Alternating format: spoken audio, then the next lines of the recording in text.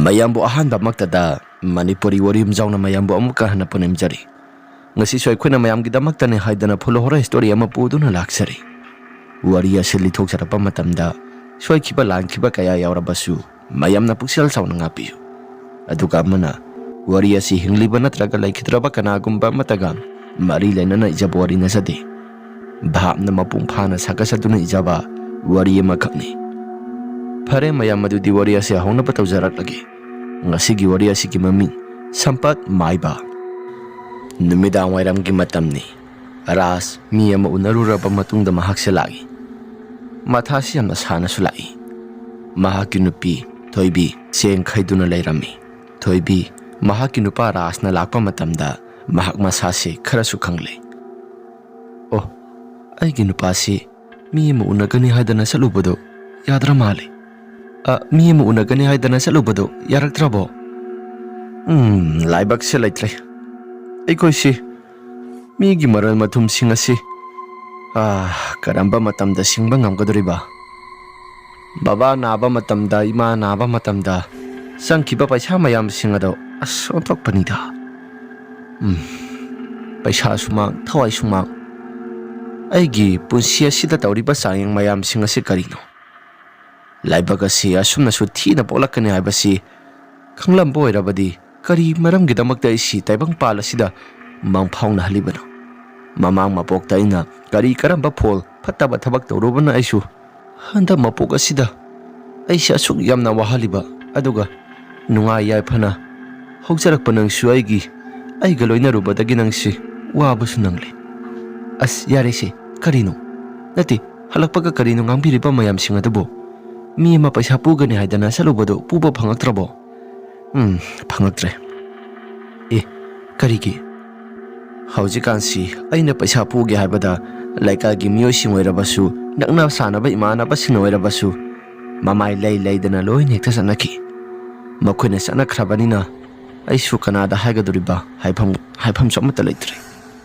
As adudi kamai tawni sigi mamang thangba hingkhol maserasi thadosira. Hingkhol asi lauge haidana kanagumba miyoi khara laabadi thadokhrasi. Aisu kali aduda hingkhol maserasi hek thadokpa matamda aikhoigi laifam asisu inaw nupa Raju su nupi angang thirakadabasu watli. Ayungai laifam asisu khara natai chadabaga mana nupi angang thiraklaba matamda kadai waida laikadoriba asisu khanpam thokpani. Ho ado kona gina phasana yengasi haujiki oinadi migi tholiba maral mathum singasi loi nekti sindokhrasi. Asumna ngangna duna leiringai matamda Raju prap lakle. Matai ma amadi mayamba leplaga leirambaduda Rajuda ibunga nang halaklabra. Hoi tamo halai. Wa makhana sila. Tamo kariwa.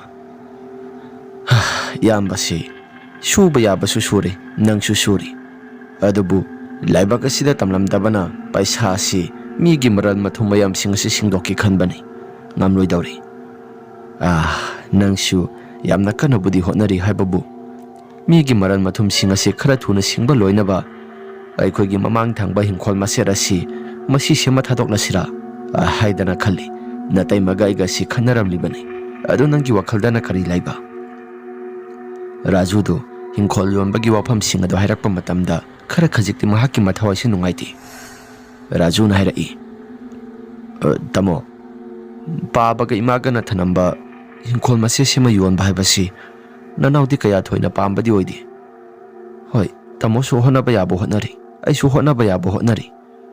Adubu dawasin honaba yabo hotnajarabasu karigumba matakanaba phangdabasida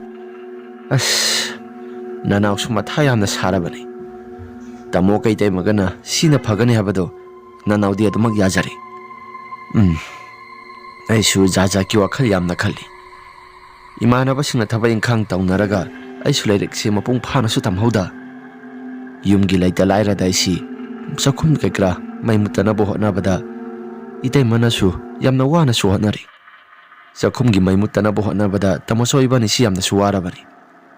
Hai nang adu khangano yarisi. Nang su lairak ado makha tana tamthabasu yabani. ꯊꯣꯏꯇ ꯇꯣꯊꯣꯛꯈꯤ ꯇꯣꯛꯑꯕꯅꯤꯅ ꯌꯥꯔꯦꯁꯤ ꯍꯧꯈ꯭ꯔꯗꯤ ꯍꯧꯈ꯭ꯔꯦ ꯍꯧꯈ꯭ꯔꯕ ꯄꯨꯟꯁꯤꯒꯤꯗꯃꯛꯇ ꯋꯥꯔꯒꯨꯝꯁꯤ ꯇꯨꯡꯗ ꯂꯥꯛꯀꯗꯧꯔꯤꯕ ꯄꯨꯟꯁꯤꯁꯤꯡꯒꯤꯗꯃꯛꯇ ꯑꯩꯈꯣꯏ ꯊꯕꯛ ꯊꯧꯔꯝ ꯃꯌꯥꯝ ꯑꯃ ꯇꯧꯒꯗꯕꯅꯤ ꯅꯪꯁꯨ ꯅꯨꯄꯤ ꯑꯉꯥꯡ ꯊꯤꯒꯗꯕꯁꯨ ꯋꯥꯠꯂꯤ ꯍꯣꯏ ꯇꯥꯃꯣ ꯐꯔꯦ ꯇꯥꯃꯣ ꯑꯗꯨꯗꯤ ꯑꯩꯁꯨ ꯏꯃꯨꯡꯗ ꯑꯃꯨꯛꯇꯪ ꯆꯪꯉꯨꯈꯤꯒꯦ ꯆꯪꯉꯨꯔꯣ ꯆꯪꯉꯨꯔꯣ ꯑꯁ ꯏꯅꯥꯎꯅꯨꯄꯥ ꯑꯁꯤꯁꯨ ꯑꯁꯨꯛ ꯅꯍꯥ ꯑꯣꯏꯅ ꯃꯥꯒꯤ ꯊꯃꯣꯏ ꯑꯁꯤꯗ ꯂꯥꯏꯔꯕꯒꯤ ꯀꯂꯤ ꯑꯁꯤ ꯆꯨꯔꯕꯅꯤꯀꯣ ꯑꯣꯟꯊꯣꯛꯄꯅꯤꯗ ꯐꯔꯦꯁꯤ ꯊꯕꯛ ꯏꯪꯈꯥꯡ ꯆꯠꯂꯨꯕꯗꯣ ꯏꯃꯨꯡꯗ ꯆꯪꯂꯒ ꯀꯩ ꯀꯩꯅꯣ ꯈꯔ ꯅꯁꯥꯟꯅꯔꯨꯁꯤꯡ ꯑꯗꯨ ꯆꯥꯝꯊꯣꯛꯎꯔꯣ ꯍꯣꯏ ꯍꯣꯏ ꯆꯥꯝꯊꯣꯛꯎꯔꯒꯦ ꯅꯪꯁꯨ ꯆꯦꯡ ꯈꯩꯕꯗꯣ ꯂꯣꯏꯁꯤꯜꯂꯣ ꯑꯗꯨꯒꯅꯦ ꯆꯥꯛ ꯏꯟꯁꯥꯡ ꯊꯣꯡꯂꯒ ꯈꯔ ꯉꯟꯅ ꯄꯣꯊꯥꯅꯕ ꯇꯧꯁꯤ ꯏꯁꯥꯁꯤ ꯌꯥꯝꯅꯁꯨ ꯋꯥꯏ ꯀꯣꯏꯆꯠ ꯆꯠꯂꯒ ꯄꯩꯁꯥ ꯃꯌꯥꯝ ꯑꯃ ꯍꯪꯂꯨꯕꯁꯤꯁꯨ ꯁꯤꯀꯤ ꯑꯃ ꯍꯦꯛ ꯀꯥꯟꯅꯔꯛꯇꯦ ꯑꯔꯦꯝꯕ ꯁꯛꯀꯤ ꯆꯠꯂꯨꯕ ꯍꯥꯏꯕꯗꯨ ꯇꯥꯔꯦ ꯅꯪꯁꯨ ꯈꯔ ꯊꯨꯅ ꯂꯣꯏꯁꯤꯜꯂꯣ ꯑꯗꯨꯒ ꯏꯃꯨꯡꯗ ꯈꯔ ꯊꯨꯅ ꯆꯪꯂꯛꯎ ꯁꯨꯝꯅ ꯊꯣꯏꯕꯤꯗ ꯍꯥꯏꯔꯝꯂꯦ ꯔꯥꯁꯨ ꯏꯃꯨꯡꯗ ꯄ꯭ꯔꯞ ꯄ꯭ꯔꯞ ꯆꯪꯂꯛꯑꯕ ꯃꯇꯝꯗ ꯃꯍꯥꯛꯁꯨ ꯋꯥꯔꯤ ꯋꯥꯇꯥꯏ ꯃꯍꯥꯛꯀꯤ ꯅꯨꯄꯤꯒ ꯑꯗꯨꯃꯛ ꯁꯥꯟꯅꯔꯤ ꯔꯥꯖꯨꯁꯨ ꯃꯍꯥꯛꯀꯤ ꯀꯥꯗ ꯑꯗꯨꯝ ꯇꯨꯃꯤꯟꯅ ꯐꯝꯗꯨꯅ ꯂꯩ ꯔꯥꯁꯅ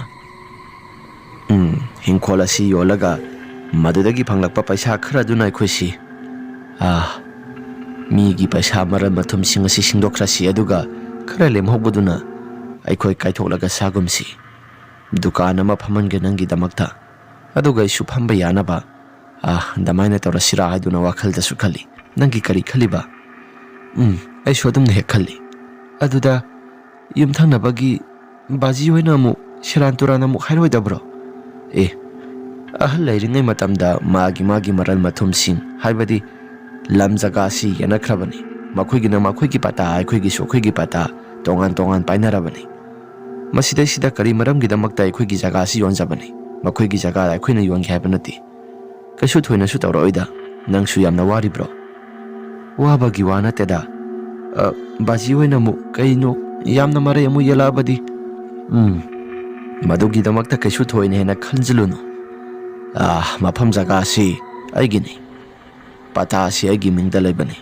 ꯍꯌꯦꯡ ꯑꯩꯁꯨ ꯏꯅꯥꯎꯅꯨꯄꯥꯒ ꯀꯔꯤꯒꯨꯝꯕ ꯃꯐꯝ ꯖꯒꯥꯁꯤ ꯂꯥꯏꯕꯛ ꯐꯗꯅ ꯑꯃꯨꯛ ꯌꯦꯟꯅꯕ ꯊꯣꯛꯂꯛꯂꯕꯗꯤ ꯑꯩꯒ ꯃꯥꯒ ꯇꯣꯉꯥꯟ ꯇꯣꯉꯥꯟ ꯌꯦꯟꯊꯣꯛꯅꯒꯗꯣꯔꯤꯕꯅꯤ ꯑꯁꯨꯝꯅ ꯃꯇꯝ ꯑꯁꯤ ꯍꯧꯈ꯭ꯔꯦ ꯅꯣꯡꯉꯥꯜꯂꯛꯂꯕ ꯃꯇꯝꯗ ꯔꯥꯁꯨ ꯍꯤꯡꯈꯣꯜ ꯁꯝꯕꯜꯁꯤ ꯈꯔ ꯃꯁꯦꯛ ꯈꯔ ꯌꯣꯟꯒꯦ ꯍꯥꯏꯗꯅ ꯂꯩꯀꯥꯏꯒꯤ ꯃꯤꯑꯣꯏꯁꯤꯡꯗ ꯍꯥꯏꯕ ꯍꯧꯔꯛꯄꯅꯤ ꯌꯨꯝꯊꯪꯅꯕꯗ ꯂꯩꯔꯤꯕ ꯃꯄꯥꯒꯤ ꯃꯌꯥꯝꯕ ꯈꯦꯂꯦꯟ ꯑꯁꯤꯗꯤ ꯑꯗꯨꯝ ꯀꯩꯁꯨ ꯊꯣꯏꯗꯣꯛꯄ ꯑꯃꯠꯇ ꯃꯈꯣꯏꯅ ꯍꯤꯡꯈꯣꯜ ꯌꯣꯟꯒꯦ ꯍꯥꯏꯔꯛꯄꯁꯤ ꯃꯁꯤ ꯑꯗꯨꯃꯛ ꯇꯥꯏ ꯑꯗꯨꯕꯨ ꯇꯨꯃꯤꯟꯅ ꯂꯩ ꯃꯄꯥ ꯍꯥꯛꯇꯛꯇꯒꯤ ꯍꯧꯅ ꯃꯆꯤꯟ ꯃꯅꯥꯎ ꯅꯨꯡꯁꯤ ꯅꯨꯡꯁꯤꯅꯔꯛꯇꯕꯅꯤ ꯑꯗꯨꯕꯨ ꯈꯦꯂꯦꯟ ꯌꯨꯝꯊꯪꯅꯕꯗ ꯂꯩꯔꯤꯕ ꯃꯍꯥꯛꯀꯤ ꯃꯅꯥꯎꯅꯨꯄꯥꯒꯤ ꯃꯆꯥ ꯑꯅꯤꯁꯤ ꯃꯍꯥꯛꯀꯤ ꯑꯄꯣꯛꯄ ꯃꯆꯥꯃꯛꯅꯤ ꯈꯟꯕ ꯉꯝꯗꯦ ꯅꯨꯡꯁꯤ ꯃꯤꯠꯌꯦꯡꯗ ꯌꯦꯡꯕ ꯉꯝꯗꯦ ꯈꯦꯂꯦꯟꯅ ꯏꯕꯣꯍꯜꯗ ꯍꯣꯏ ꯏꯕꯣꯍꯜ ꯁꯤꯗ ꯂꯥꯛꯑꯣ ꯏꯕꯣꯍꯜꯁꯨ ꯄ꯭ꯔꯞ ꯄ꯭ꯔꯞ ꯆꯪꯉꯛꯏ ꯕꯥꯕꯥ ꯀꯔꯤ ꯍꯥꯏꯒꯦ ꯕꯥꯕꯥ ꯀꯔꯤ ꯍꯥꯏꯒꯦ ꯍꯥꯏꯕ ꯅꯠꯇꯦ ꯌꯨꯝꯊꯪꯅꯕꯗ ꯂꯩꯔꯤꯕ ꯂꯝꯖꯥ ꯁꯥꯔꯥ ꯃꯆꯥꯁꯤꯡ ꯑꯁꯤꯅ ꯍꯤꯡꯈꯣꯜ ꯃꯆꯦꯠ ꯑꯁꯤ ꯌꯣꯟꯒꯦ ꯍꯥꯏꯗꯅ ꯍꯥꯏꯔꯛꯂꯤꯕꯁꯤ ꯅꯈꯣꯏ ꯇꯥꯕ꯭ꯔꯥ ꯕꯥꯕꯥ ꯇꯥꯏꯌꯦ ꯇꯥꯔꯒꯅ ꯅꯪ ꯍꯧꯖꯤꯛ ꯐꯥꯎꯕ ꯀꯩꯗꯧꯔꯤꯕ ꯅꯠꯇꯦ ꯇꯥꯔꯒꯅ ꯀꯩꯗꯧꯔꯤꯕꯅꯣ ꯅꯪꯁꯨ ꯀꯩ ꯀꯩꯅꯣ ꯈꯔ ꯍꯥꯏꯕ ꯌꯥꯗꯕ꯭ꯔꯣ ꯕꯥꯕꯥ ꯍꯧꯖꯤꯛꯀꯤ ꯑꯣꯏꯅꯗꯤ ꯑꯩꯁꯨ ꯀꯩꯁꯨ ꯊꯣꯏꯗꯣꯛꯄ ꯍꯥꯏꯈꯤꯔꯣꯏꯗ खरा कई मी मैम लाकान हाइगे हाइदना लेरबनी इसासी सौनिंगलीबनी है नंगना खंगदब अमना मखोइगी मसी मनाउसिंग असी करिगुम्बा पांबई अमा नत्रगा पांबई अमदा लोइसिंगदबनी मखोइगी मसी मनाउसिंग असी हेक लोइसिंगख्राबा मतमदा अखोइसु हिंखोल संबल असी हानदगी हौना पाक्थोक चाउथोकदौरिबनी मखोइना मी अतोपा अमदा योनखिबा हाइबसी मसी कैदौनुंगदा याबा यारोय अखोइसु थिंगदबनी अखोइगी पता लम नते लम पता लम नत्रगसु थिंगदबनी अदु पाबा मखोइगिदी मसी मनाउ अनिनी अखोइगिदी अमखक्तनी है नंग अदुगिदमक्ता यामना किरिब्रो नंगसी नुपारा नुपाना ता होमोरो होमो नता इबो अइगी इसाने हाइबदा नंग थाजाबा खरा वाटलिको पाबा होय अदुगिबुदी इनाउ नुपासु लेखिद्रे हाइबाबुदी आइसु इसादा खितंबुदी नुंगाइती अदुबु आइसु मी अनिगा पानबा मतमदा खरा खजिक चोकथबा नारोइदबा मिसक अमा खक्नी अदुनी सासिदी वाखलदा कईगुंबा खरा खल्लगा पोरम फजन यालगा ꯐꯖꯅ ꯄꯣꯔꯝ ꯑꯗꯨ ꯌꯥꯠꯄ ꯂꯣꯏꯔꯕ ꯃꯇꯨꯡꯗ ꯊꯕꯛ ꯊꯧꯔꯥꯡꯁꯤꯡ ꯑꯁꯤ ꯇꯞꯅ ꯇꯞꯅ ꯄꯥꯏꯈꯠꯀꯗꯧꯕꯅꯤ꯫ ꯌꯥꯔꯦ ꯌꯥꯔꯦ, ꯅꯪ ꯊꯕꯛ ꯆꯠꯀꯗꯕ ꯂꯩꯕ꯭ꯔꯥ? ꯄꯥꯕꯥ, ꯏꯃꯥꯟꯅꯕ ꯑꯃꯅꯤꯗꯪ ꯊꯦꯡꯅꯔꯨꯒꯦ ꯇꯧꯕꯅꯤ꯫ ꯆꯠꯂꯨꯔꯣ ꯆꯠꯂꯨꯔꯣ꯫ ꯑꯁꯤ ꯍꯥꯏꯔꯒ ꯏꯕꯣꯆꯧꯕ ꯑꯗꯨꯃꯛ ꯆꯠꯈ꯭ꯔꯦ꯫ ꯏꯕꯣꯆꯧꯕꯅ ꯍꯦꯛ ꯆꯠꯈꯤꯕ ꯃꯇꯝꯗ ꯇꯨꯡ ꯑꯣꯏꯔꯞꯅ ꯈꯦꯂꯦꯟꯅ ꯂꯝꯖꯥ ꯁꯥꯔꯥ ꯃꯁꯥꯁꯤꯡ ꯑꯁꯤ ꯃꯉꯛ ꯃꯔꯨ ꯌꯥꯝꯅ ꯍꯥꯏꯒꯠꯂꯛꯀꯗꯧꯔꯦ꯫ ꯀꯔꯤ? ꯂꯝ ꯈꯨꯕꯥꯛꯃꯨꯛꯇꯪ ꯄꯥꯛꯄ ꯂꯝ ꯑꯁꯤꯗ ꯃꯃꯥꯡ ꯊꯪꯕ ꯍꯤꯡꯈꯣꯜꯒꯤ ꯁꯔꯨꯛ ꯑꯁꯤꯃ ꯌꯣꯜꯂꯦ ꯍꯥꯏꯗꯅ ꯂꯩꯀꯥꯏꯒꯤ ꯃꯤꯑꯣꯏꯁꯤꯡꯗ ꯋꯥ ꯋꯥ ꯂꯥꯎꯕꯁꯨ ꯁꯥꯖꯔꯤ꯫ ꯀꯔꯤꯒꯨꯝꯕ ꯑꯩꯅ ꯌꯥꯔꯣꯏ ꯍꯥꯏꯗꯅ ꯊꯤꯡꯂꯛꯂꯕꯗꯤ ꯅꯈꯣꯏꯅ ꯀꯩꯗꯧꯕ ꯉꯝꯒꯗꯧꯔꯤꯕ? ꯈꯪꯒꯅꯤ, ꯃꯤꯅꯥꯏ ꯃꯁꯥ ꯁꯥ ꯅꯈꯣꯏ ꯈꯪꯒꯅꯤ꯫ ꯑꯁꯤ ꯍꯥꯏꯔꯒ ꯈꯦꯂꯦꯟ ꯃꯁꯤꯜꯗ ꯃꯨꯔꯨꯝ ꯃꯨꯔꯨꯝ ꯁꯣꯜꯂꯤ꯫ ꯑꯁꯣꯝꯗꯅ ꯔꯥꯖ ꯍꯣꯏ ꯍꯤꯡꯈꯣꯜ ꯌꯣꯟꯒꯅꯤ ꯍꯥꯏꯕ ꯄꯥꯎ ꯑꯁꯤ ꯇꯥꯕ ꯃꯇꯝꯗ ꯊꯪꯅꯕ ꯂꯩꯀꯥꯏꯗꯒꯤ ꯑꯍꯜ ꯑꯃ ꯂꯥꯛꯏ꯫ ꯔꯥꯖꯀꯤ ꯌꯨꯝꯐꯝ ꯑꯁꯤꯗ ꯂꯥꯛꯄꯅꯤ꯫ ꯔꯥꯖꯅ ꯈꯨꯔꯥ ꯁꯤꯗꯩꯁꯤꯗ ꯂꯦꯡꯁꯤꯟꯕꯤꯔꯛꯑꯣ ꯈꯨꯔꯥ꯫ ꯑꯍꯜ ꯑꯁꯤ ꯄ꯭ꯔꯞ ꯄ꯭ꯔꯞ ꯆꯪꯂꯛꯏ꯫ ꯑꯍꯜ ꯑꯁꯤꯅ ꯂꯝ ꯖꯒꯥ ꯃꯇꯦꯛ ꯑꯁꯤꯔꯥ ꯏꯕꯨꯡꯉꯣ? ꯃꯥꯅꯤ ꯈꯨꯔꯥ꯫ ꯑꯣ, ꯃꯐꯝ ꯑꯁꯤ ꯌꯦꯡꯕꯗꯗꯤ ꯑꯣꯟꯊꯣꯛꯅ ꯐꯖꯈ꯭ꯔꯦꯗ꯫ ꯐꯖꯕꯅꯦ ꯈꯨꯔꯥ꯫ ꯌꯨꯝ ꯑꯁꯤ ꯍꯟꯗꯛ ꯃꯔꯛꯇꯤ ꯂꯩꯃꯟꯗꯕꯅ ꯑꯩꯈꯣꯏꯁꯨ ꯍꯤꯡꯈꯣꯜ ꯃꯇꯦꯛꯁꯤ ꯑꯃ ꯊꯥꯗꯣꯛꯆꯔꯒꯦ ꯍꯥꯏꯗꯅ ꯑꯩꯁꯤ ꯃꯌꯥꯝꯗꯁꯨ ꯈꯔ ꯍꯥꯏꯖꯔꯤꯕ ꯈꯨꯔꯥ꯫ ꯂꯩꯇ ꯂꯥꯏꯔꯕ ꯍꯥꯏꯕꯁꯤꯁꯨ ꯍꯤꯡꯈꯣꯜ ꯃꯆꯦꯠ ꯑꯃ, ꯁꯅꯥ ꯃꯆꯦꯠ ꯑꯃ ꯂꯩꯕ ꯍꯥꯏꯕꯁꯤ ꯌꯥꯝꯅ ꯀꯥꯟꯅꯕꯅꯤ꯫ ꯍꯤꯡꯈꯣꯜ ꯍꯥꯏꯕ ꯂꯝ ꯍꯥꯏꯕꯁꯤꯗꯤ ꯑꯔꯦꯞꯄ ꯃꯃꯜ ꯂꯩꯇꯕꯅꯤ꯫ ꯍꯌꯦꯡ ꯀꯣꯟꯅ ꯊꯪꯗ ꯃꯁꯤꯒꯤ ꯃꯃꯜ ꯑꯁꯤ ꯑꯃꯨꯛ ꯋꯥꯡꯈꯠꯂꯛꯀꯗꯧꯔꯤꯕꯅꯤ꯫ ꯍꯣꯏ ꯈꯨꯔꯥ꯫ ꯑꯗꯣ ꯃꯐꯝ ꯖꯒꯥ ꯑꯁꯤ ꯄꯣꯏꯟ ꯍꯥꯏꯐꯦꯠꯇꯪ ꯑꯣꯜꯂꯒ ꯌꯦꯡꯁꯤ ꯍꯥꯏꯕꯕꯨ ꯏꯕꯨꯡꯉꯣ ꯀꯌꯥꯝ ꯀꯥꯏꯕ ꯂꯩ? ꯈꯨꯔꯥ, ꯀꯩꯁꯨ ꯑꯀꯥꯏꯕ ꯂꯩꯇꯦ, ꯑꯣꯜꯂꯒ ꯌꯦꯡꯁꯤ ꯈꯨꯔꯥ꯫ ꯑꯁꯤ ꯍꯥꯏꯔꯒ ꯄꯣꯏꯟ ꯑꯁꯤ ꯑꯣꯜꯂꯒ ꯌꯦꯡꯉꯤ꯫ ꯑꯍꯜ ꯑꯁꯤꯅ ꯑꯩꯁꯨ ꯍꯧꯖꯤꯛꯃꯛꯀꯤ ꯑꯣꯏꯅꯗꯤ ꯂꯝ ꯑꯁꯤ ꯌꯨꯝꯐꯝ ꯑꯃ ꯂꯧꯔꯒ ꯂꯩꯕ ꯍꯥꯏꯕꯁꯤ ꯄꯥꯝꯗꯤ ꯄꯥꯝꯃꯕꯅꯤ꯫ ꯑꯗꯨꯕꯨ ꯍꯧꯖꯤꯛꯃꯛꯀꯤ ꯑꯣꯏꯅꯗꯤ ꯑꯩꯁꯨ ꯌꯨꯝꯐꯝ ꯑꯁꯤꯗꯤ ꯑꯩꯒꯤ ꯍꯥꯟꯅꯒꯤ ꯌꯨꯝꯐꯝ ꯑꯁꯤ ꯑꯗꯨꯝ ꯂꯩꯅꯔꯒ ꯁꯤꯗꯩꯁꯦ ꯑꯗꯨꯝ ꯂꯧꯁꯤꯜꯂꯒ ꯑꯩꯁꯦ ꯊꯝꯒꯦ ꯍꯥꯏꯗꯅ ꯈꯟꯕꯅꯤ꯫ ꯑꯩꯅ ꯍꯤꯡꯈꯣꯜ ꯑꯁꯤ ꯌꯨꯝ ꯀꯩ ꯁꯥꯒꯠꯇ꯭ꯔꯤꯉꯩ ꯃꯇꯝ ꯑꯁꯤ ꯐꯥꯎꯕꯗꯤ ꯅꯈꯣꯏꯅ ꯍꯤꯡꯈꯣꯜ ꯃꯅꯥ ꯃꯁꯤꯡ ꯊꯥꯅꯒꯦ ꯍꯥꯏꯗꯅ ꯇꯧꯔꯕꯁꯨ ꯀꯩꯁꯨ ꯑꯀꯥꯏꯕ ꯂꯩꯇꯦ꯫ ꯍꯣꯏ ꯈꯨꯔꯥ꯫ ꯑꯗꯨ ꯈꯨꯔꯥ ꯍꯣꯏꯒꯤ ꯌꯨꯝꯐꯝ ꯑꯁꯤ ꯌꯥꯝꯅ ꯆꯤꯜꯂꯕ꯭ꯔꯥ ꯈꯨꯔꯥ, ꯑꯥꯗ ꯂꯩꯍꯧꯔꯤꯕꯗꯨ ꯈꯨꯔꯥ? ꯆꯤꯟꯕ ꯍꯥꯏꯕꯕꯨ ꯏꯆꯥ ꯅꯨꯄꯥ ꯑꯇꯣꯝꯕꯁꯤ ꯅꯨꯄꯤ ꯊꯤꯔꯛꯂꯕꯗꯤ ꯂꯝ ꯖꯒꯥ ꯃꯇꯦꯛꯁꯤ ꯃꯗꯨ ꯈꯛꯇꯅ ꯂꯩꯐꯝ ꯑꯁꯤ ꯌꯥꯔꯣꯏꯗꯧꯔꯤꯕꯅꯤ꯫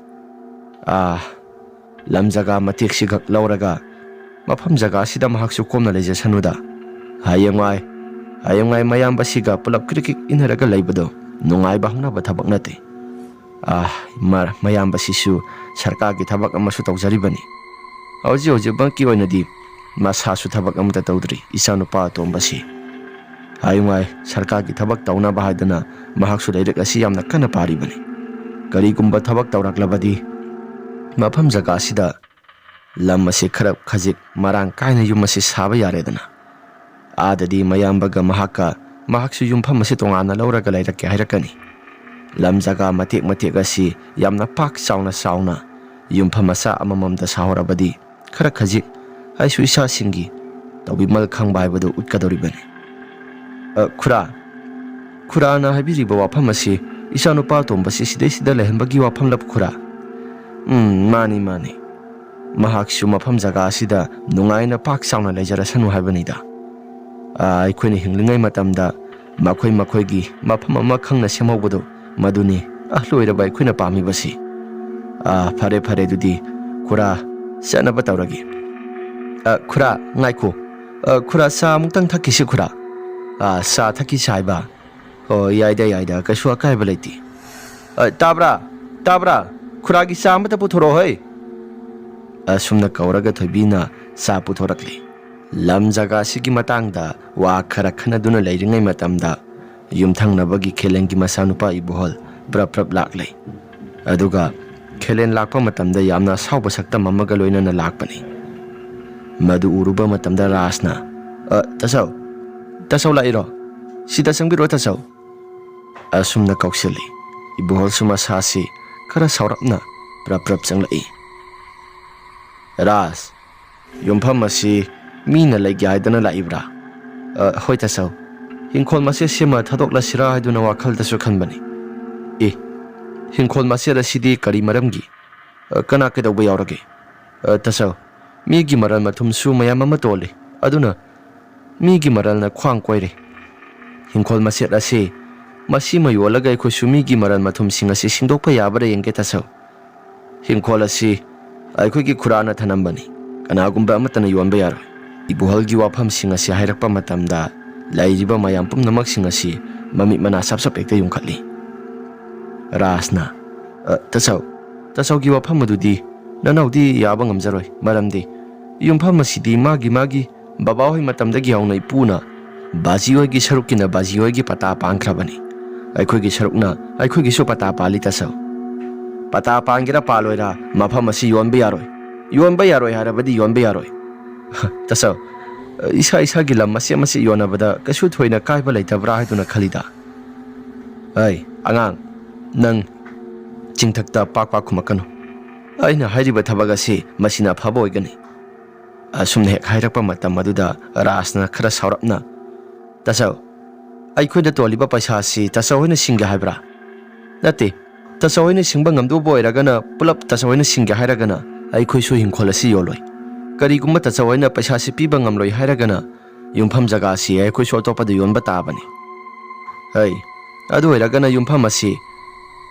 aikhoi gi oiba taba tasau gi wafam adudi khanaba hokse haibagi wafam natra aidi khanaba se kaya thoina pamjadi sidi ai gi apambani hai nang aduk yamna nang akalibado karigino ahal amana hairapa wafamda aduk yamna nang na thausadribado karigino tasau sidi thausadaba nate sidi ai gi apambani inaw nupa amadi ai gi nupi su yari sumna haiduna leiringai matamda Raju mahaki masa si su thak niklabani asumna leiringai matamda Rajuna tasau sidi akhoi gi apambani tasau gi apamba nate tasau gi hingkhol pata yolaka matamda akhona yetpa yaba nate tasau sidi magi hingnaba hotnaba haibaduni karigumba tasau hoina sida hinjila abadi isidi nauni haibagi bebhar kaibado madu tholakpasu yai hai ngarangi ngakha nang na hauji angonda hariba khonda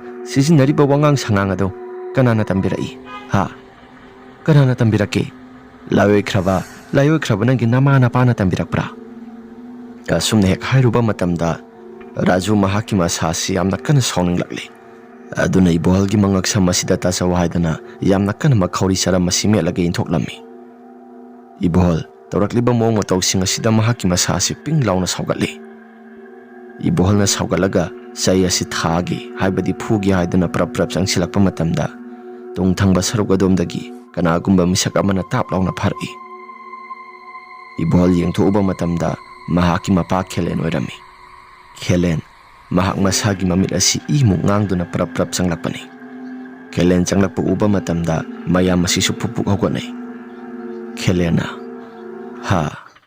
hingkhol yongani haiba mayam bada phawbada khut thaba ngamba soinaw nangumnasu kariya phaba thabak tawrakaduriba nate yumpham masi yolaga nasananaw ani bu nungaina hingani haidana khalibra yumpham masi ipa ipuna thanamba yumphamni hingkhol maset ama phawba yonba yaroi karigumba nakhoina lamhentu hendana hingkhol maset ama phawba hek yolaba nakhoya phaba ama toiroi asumna hek hairakpa matamda hingkhol lawgani haidana laiba ahal aduna sumna soirakhi itaw Khelen wafam amata lam jaga sidi paisa thina duna loiraba mafam jaga ama khangni poina sisu aina hapet ngana hala aga sorakpo olaga yenglamlabani madugi chanaba paisa do aisu thiraga piramlabani aduga ngasi se mukso poina do amuk olaga mu yengbani kaisu thoina senaramdre aigi wakaldadi itaw magi saruk yonthokchabani kaisu thoina kaiba leitabra haiduna wakhaldasu khali itaw masidai mitopna wa nganglakpa yaudabana phagadra haiduna khali yaragadi itawsu lemna ngasigi numisemadi hankibana phabra asumna hek hairakpa matamda la iba haladusu khangsauk songning lai itaw paisa thina duna lawraba gi hingkhol asida itaw na yonthokpa yaroi haidana ngang sing asida yamna kanna hairiba si karigino itaw Masidi ꯑꯩꯈꯣꯏꯒꯤ ꯏꯃꯨꯡ ꯃꯅꯨꯡꯒꯤ ꯑꯣꯏꯕ ꯁꯤꯗꯤ ꯋꯥꯔꯤꯗ ꯃꯤꯇꯣꯞꯅ ꯌꯥꯎꯁꯤꯜꯂꯛꯇꯕꯅ ꯍꯦꯟꯅ ꯐꯕ꯭ꯔꯥ ꯈꯜꯂꯤ ꯏꯇꯥꯎ ꯃꯤꯇꯣꯞꯅ ꯌꯥꯎꯁꯤꯟꯕ ꯌꯥꯎꯁꯤꯟꯗꯕ꯭ꯔꯥ ꯃꯐꯝ ꯖꯒꯥ ꯑꯁꯤꯗꯤ ꯑꯩꯒꯤ ꯑꯣꯏꯔꯕꯅꯤ ꯏꯇꯥꯎ ꯑꯩꯒꯤ ꯑꯣꯏꯔꯕꯅꯤꯅ ꯑꯩꯒ ꯋꯥꯔꯤ ꯁꯥꯟꯅꯒꯗꯕꯅꯤ ꯏꯇꯥꯎꯁꯨ ꯏꯇꯥꯎꯒꯤ ꯑꯣꯏꯔꯦ ꯍꯥꯏꯔꯤꯕꯁꯤꯕꯨ ꯏꯇꯥꯎ ꯄꯩꯁꯥ ꯊꯤꯅꯗꯨꯅ ꯂꯣꯏꯔꯕ ꯃꯐꯝ ꯖꯒꯥ ꯑꯁꯤꯗ ꯍꯧꯖꯤꯛꯇꯤ ꯑꯩꯒꯤ ꯀꯨꯁꯤꯅꯤ ꯂꯩꯅꯤꯡꯉꯤ ꯀꯨꯁꯤ ꯂꯩꯅꯤꯡꯗ꯭ꯔꯦ ꯀꯨꯁꯤ ꯃꯁꯤꯗꯩꯁꯤꯗ ꯏꯇꯥꯎ ꯍꯣꯏꯅ ꯃꯁꯤ ꯊꯤꯡꯂꯛꯄꯒꯤ ꯍꯛ ꯂꯩꯇꯦ ꯐꯔꯦ ꯏꯇꯥꯎ ꯍꯌꯦꯡ ꯀꯣꯟꯅ ꯑꯃꯨꯛ ꯊꯦꯡꯅꯔꯁꯤ ꯏꯇꯥꯎꯁꯨ ꯀꯥ ꯍꯦꯟꯅ ꯄꯨꯡꯃꯨꯛ ꯃꯨꯛꯁꯤꯜꯂꯛꯀꯅꯨꯗ ꯑꯩꯁꯨ ꯑꯆꯝꯕ ꯃꯤꯗꯤ ꯅꯠꯇꯦ ꯐꯔꯕꯁꯨ ꯐꯠꯇ꯭ꯔꯕꯁꯨ ꯏꯆꯥ ꯅꯨꯄꯥ ꯑꯅꯤꯃꯛ ꯊꯕꯛ ꯑꯃ ꯇꯧꯔꯦ ꯑꯃꯅ ꯊꯕꯛ ꯑꯃ ꯐꯪꯅꯕ ꯍꯥꯏꯗꯅ ꯌꯥꯝꯅ ꯀꯟꯅ ꯇꯥꯟꯅꯔꯤꯕ ꯑꯩꯁꯨ ꯏꯆꯥ ꯑꯐꯕ ꯄꯣꯛꯄ ꯃꯄꯥꯅꯤ ꯈꯔ ꯚꯥꯞ ꯇꯥꯅꯁꯤ ꯏꯇꯥꯎ ꯑꯁꯤ ꯍꯥꯏꯔꯒ ꯐꯤ ꯀꯜꯂꯒ ꯑꯗꯨꯃꯛ ꯆꯠꯈ꯭ꯔꯦ ꯑꯁꯨꯝꯅ ꯍꯦꯛ ꯆꯠꯈꯤꯕ ꯃꯇꯝꯗ ꯈꯦꯂꯦꯟꯅ ꯅꯨꯄꯥꯗꯨꯅ ꯆꯠꯈꯤꯕ ꯃꯥꯏꯀꯩ ꯑꯗꯣꯝꯗ ꯌꯦꯡꯂꯒ ꯃꯍꯥꯛꯅ ꯃꯆꯤꯜꯗꯁꯨ ꯑꯁꯨꯝꯅ ꯁꯣꯜꯂꯤ ꯉꯛꯆꯥꯎ ꯑꯁꯨꯛ ꯌꯥꯝꯅ ꯊꯦꯛꯂꯒ ꯆꯠꯈꯤꯕ ꯈꯦꯂꯦꯟ ꯑꯩꯒꯤ ꯏꯃꯥꯡꯃꯛꯇꯗ ꯃꯤ ꯎꯁꯤꯠꯇꯕꯒ ꯁꯥꯔꯗꯅ ꯍꯩ ꯃꯤꯅꯥꯏ ꯃꯁꯥ ꯁꯥ ꯅꯈꯣꯏꯒꯤ ꯋꯥꯉꯥꯡ ꯁꯉꯥꯡ ꯑꯗꯨꯒ ꯃꯤꯁꯤꯅ ꯑꯩꯕꯨ ꯎꯁꯤꯠꯇꯅ ꯉꯥꯡꯗꯨꯅ ꯆꯠꯈꯤꯕꯁꯤ ꯅꯈꯣꯏꯒꯤ ꯂꯩꯈꯤꯗ꯭ꯔꯕ ꯅꯃꯥ ꯅꯄꯥ ꯑꯅꯤꯗꯨꯅ ꯇꯝꯂꯝꯕ꯭ꯔꯣ ꯅꯃꯥ ꯅꯄꯥ ꯑꯅꯤꯗꯨꯅ ꯇꯝꯂꯝꯕ꯭ꯔꯥ ꯍꯥꯏꯕꯅꯤꯗ ꯑꯁꯨꯝꯅ ꯍꯦꯛ ꯍꯥꯏꯔꯛꯄ ꯃꯇꯝꯗ ꯔꯥꯖꯨ ꯌꯥꯝꯅ ꯀꯟꯅ ꯁꯥꯎꯔꯛꯂꯦ ꯑꯗꯨꯒ ꯃꯍꯥꯛꯀꯤ ꯃꯄꯟꯊꯧꯗ ꯈꯨꯠ ꯊꯥꯒꯦ ꯍꯥꯏꯗꯅ ꯇꯧꯔꯛꯂꯦ ꯃꯁꯤ ꯑꯃꯠꯇ ꯂꯦꯡꯕ ꯇꯧꯗ ꯑꯗꯨꯝ ꯇꯨꯃꯤꯟꯅ ꯂꯦꯞꯄꯒ ꯂꯩ ꯈꯦꯂꯦꯟꯁꯨ ꯃꯆꯥꯅꯨꯄꯥ ꯏꯕꯣꯜꯅ ꯍꯩ ꯃꯤꯒꯤ ꯑꯍꯜ ꯑꯁꯤꯗ ꯈꯨꯕꯥꯛ ꯊꯥꯒꯦ ꯈꯨꯠ ꯊꯥꯒꯦ ꯍꯥꯏꯗꯅ ꯇꯧꯔꯛꯂꯤꯕꯗꯣ ꯀꯔꯤꯒꯤꯅꯣ ꯐꯔꯕꯁꯨ ꯐꯠꯇ꯭ꯔꯕꯁꯨ ꯅꯪꯒꯤ ꯅꯄꯥꯒꯤ ꯍꯦꯛ ꯃꯌꯥꯝꯕꯅꯤ ꯏꯄꯥꯒꯤ ꯃꯌꯥꯝꯕ ꯑꯣꯏꯒꯦꯔꯥ ꯑꯣꯏꯔꯣꯏꯔꯥ ꯑꯩꯈꯣꯏꯒꯤ ꯑꯅꯤꯡꯕ ꯑꯄꯥꯝꯕꯗ ꯌꯦꯜꯂꯛꯂꯕꯗꯤ ꯀꯌꯥ ꯑꯐꯕ ꯑꯣꯏꯔꯣꯏ ꯌꯨꯝꯐꯝ ꯑꯁꯤ ꯑꯩꯈꯣꯏꯒꯤ ꯍꯤꯡꯈꯣꯜꯅꯤ ꯑꯩꯈꯣꯏꯒꯤ ꯍꯤꯡꯈꯣꯜ ꯑꯁꯤꯗ ꯌꯣꯟꯅꯤꯡꯕ ꯌꯣꯟꯒꯅꯤ ꯌꯣꯟꯅꯤꯡꯗ꯭ꯔꯒ ꯇꯣꯛꯀꯅꯤ ꯑꯩꯈꯣꯏꯒꯤ ꯑꯄꯥꯝꯕꯅꯤ ꯃꯥꯒꯤ ꯄꯇꯥ ꯂꯣꯏꯅ ꯄꯥꯏꯅꯔꯕꯅꯤ ꯃꯁꯤꯗꯩꯁꯤꯗ ꯅꯈꯣꯏꯅ ꯌꯦꯠꯄꯒꯤ ꯃꯊꯧ ꯇꯥꯗꯦ ꯐꯩ ꯑꯗꯨꯛ ꯌꯥꯝꯅ ꯅꯥꯄꯜ ꯀꯥꯕ ꯑꯉꯥꯡ ꯃꯆꯥ ꯁꯣꯏꯅꯥꯎ ꯅꯪꯒꯨꯝꯅꯁꯨ ꯐꯩ ꯈꯪꯒꯅꯤꯗꯣ ꯂꯥꯎ ꯏꯕꯨꯡꯉꯣ ꯆꯠꯁꯤ ꯆꯠꯅꯕ ꯇꯧꯁꯤ ꯉꯛꯆꯥꯎ ꯊꯦꯛꯄ ꯃꯆꯤꯜ ꯃꯅꯥꯎ ꯑꯁꯤ ꯌꯨꯝꯐꯝ ꯑꯁꯤꯗ ꯀꯨꯏꯅ ꯁꯥꯡꯅ ꯂꯩꯕ꯭ꯔꯥ ꯉꯝꯕ꯭ꯔꯥ ꯌꯦꯡꯒꯦ ꯑꯁꯤ ꯍꯥꯏꯔꯒ ꯑꯅꯤꯗꯣ ꯑꯗꯨꯃꯛ ꯆꯠꯈ꯭ꯔꯦ ꯃꯄꯥ ꯃꯆꯥ ꯑꯅꯤꯗꯣ ꯃꯈꯣꯏ ꯍꯦꯛ ꯆꯠꯈꯤꯕ ꯃꯇꯝꯗ ꯊꯣꯏꯕꯤꯅ ꯏꯄꯥ ꯄꯥꯈꯠꯅ ꯑꯩꯗꯤ ꯑꯣꯟꯊꯣꯛꯅ ꯍꯩꯅꯔꯣꯏꯗ꯭ꯔꯤꯗ ꯌꯨꯝꯊꯪꯅꯕꯅꯦ ꯍꯥꯏꯗꯅ ꯏꯄꯥ ꯏꯆꯥ ꯏꯆꯤꯟ ꯏꯅꯥꯎꯅꯦ ꯍꯥꯏꯗꯅ ꯑꯩꯈꯣꯏꯁꯤ ꯂꯩꯃꯤꯟꯅꯔꯛꯄꯁꯤ ꯕꯥꯖꯤꯁꯦ ꯅꯍꯥꯟ ꯃꯈꯩꯗꯤ ꯐꯕꯒ ꯌꯥꯝꯅ ꯃꯥꯜꯂꯨꯔꯦ ꯑꯗꯨꯒꯗꯤ ꯃꯍꯥꯛꯀꯤ ꯋꯥꯈꯜ ꯑꯁꯤ ꯐꯠꯇꯕꯅ ꯂꯥꯡꯒꯣꯏ ꯆꯜꯂꯕ ꯃꯤꯁꯛ ꯑꯃ ꯑꯣꯏꯔꯝꯃꯤ ꯀꯔꯤ ꯍꯥꯏꯒꯗꯕꯅꯣ ꯑꯩꯁꯨ ꯈꯪꯗ꯭ꯔꯦ ꯌꯨꯝꯐꯝ ꯑꯁꯤꯗꯤ ꯌꯣꯟꯊꯣꯛꯈ꯭ꯔꯦ ꯍꯤꯡꯈꯣꯜ ꯑꯁꯤ ꯃꯆꯦꯠ ꯑꯃ ꯌꯣꯟꯊꯣꯛꯈꯤꯕꯗ ꯑꯁꯨꯛ ꯌꯥꯝꯅ ꯎꯁꯤꯠ ꯊꯑꯣꯏꯗꯅ ꯉꯥꯡꯕ ꯁꯛꯄ ꯆꯩꯗꯨꯅ ꯂꯩꯈꯤꯗ꯭ꯔꯕ ꯏꯃꯥ ꯏꯄꯥ ꯐꯥꯎꯕꯗ ꯆꯤꯡꯊꯣꯛꯇꯅ ꯉꯥꯡꯂꯝꯂꯤꯕꯁꯤꯅꯤ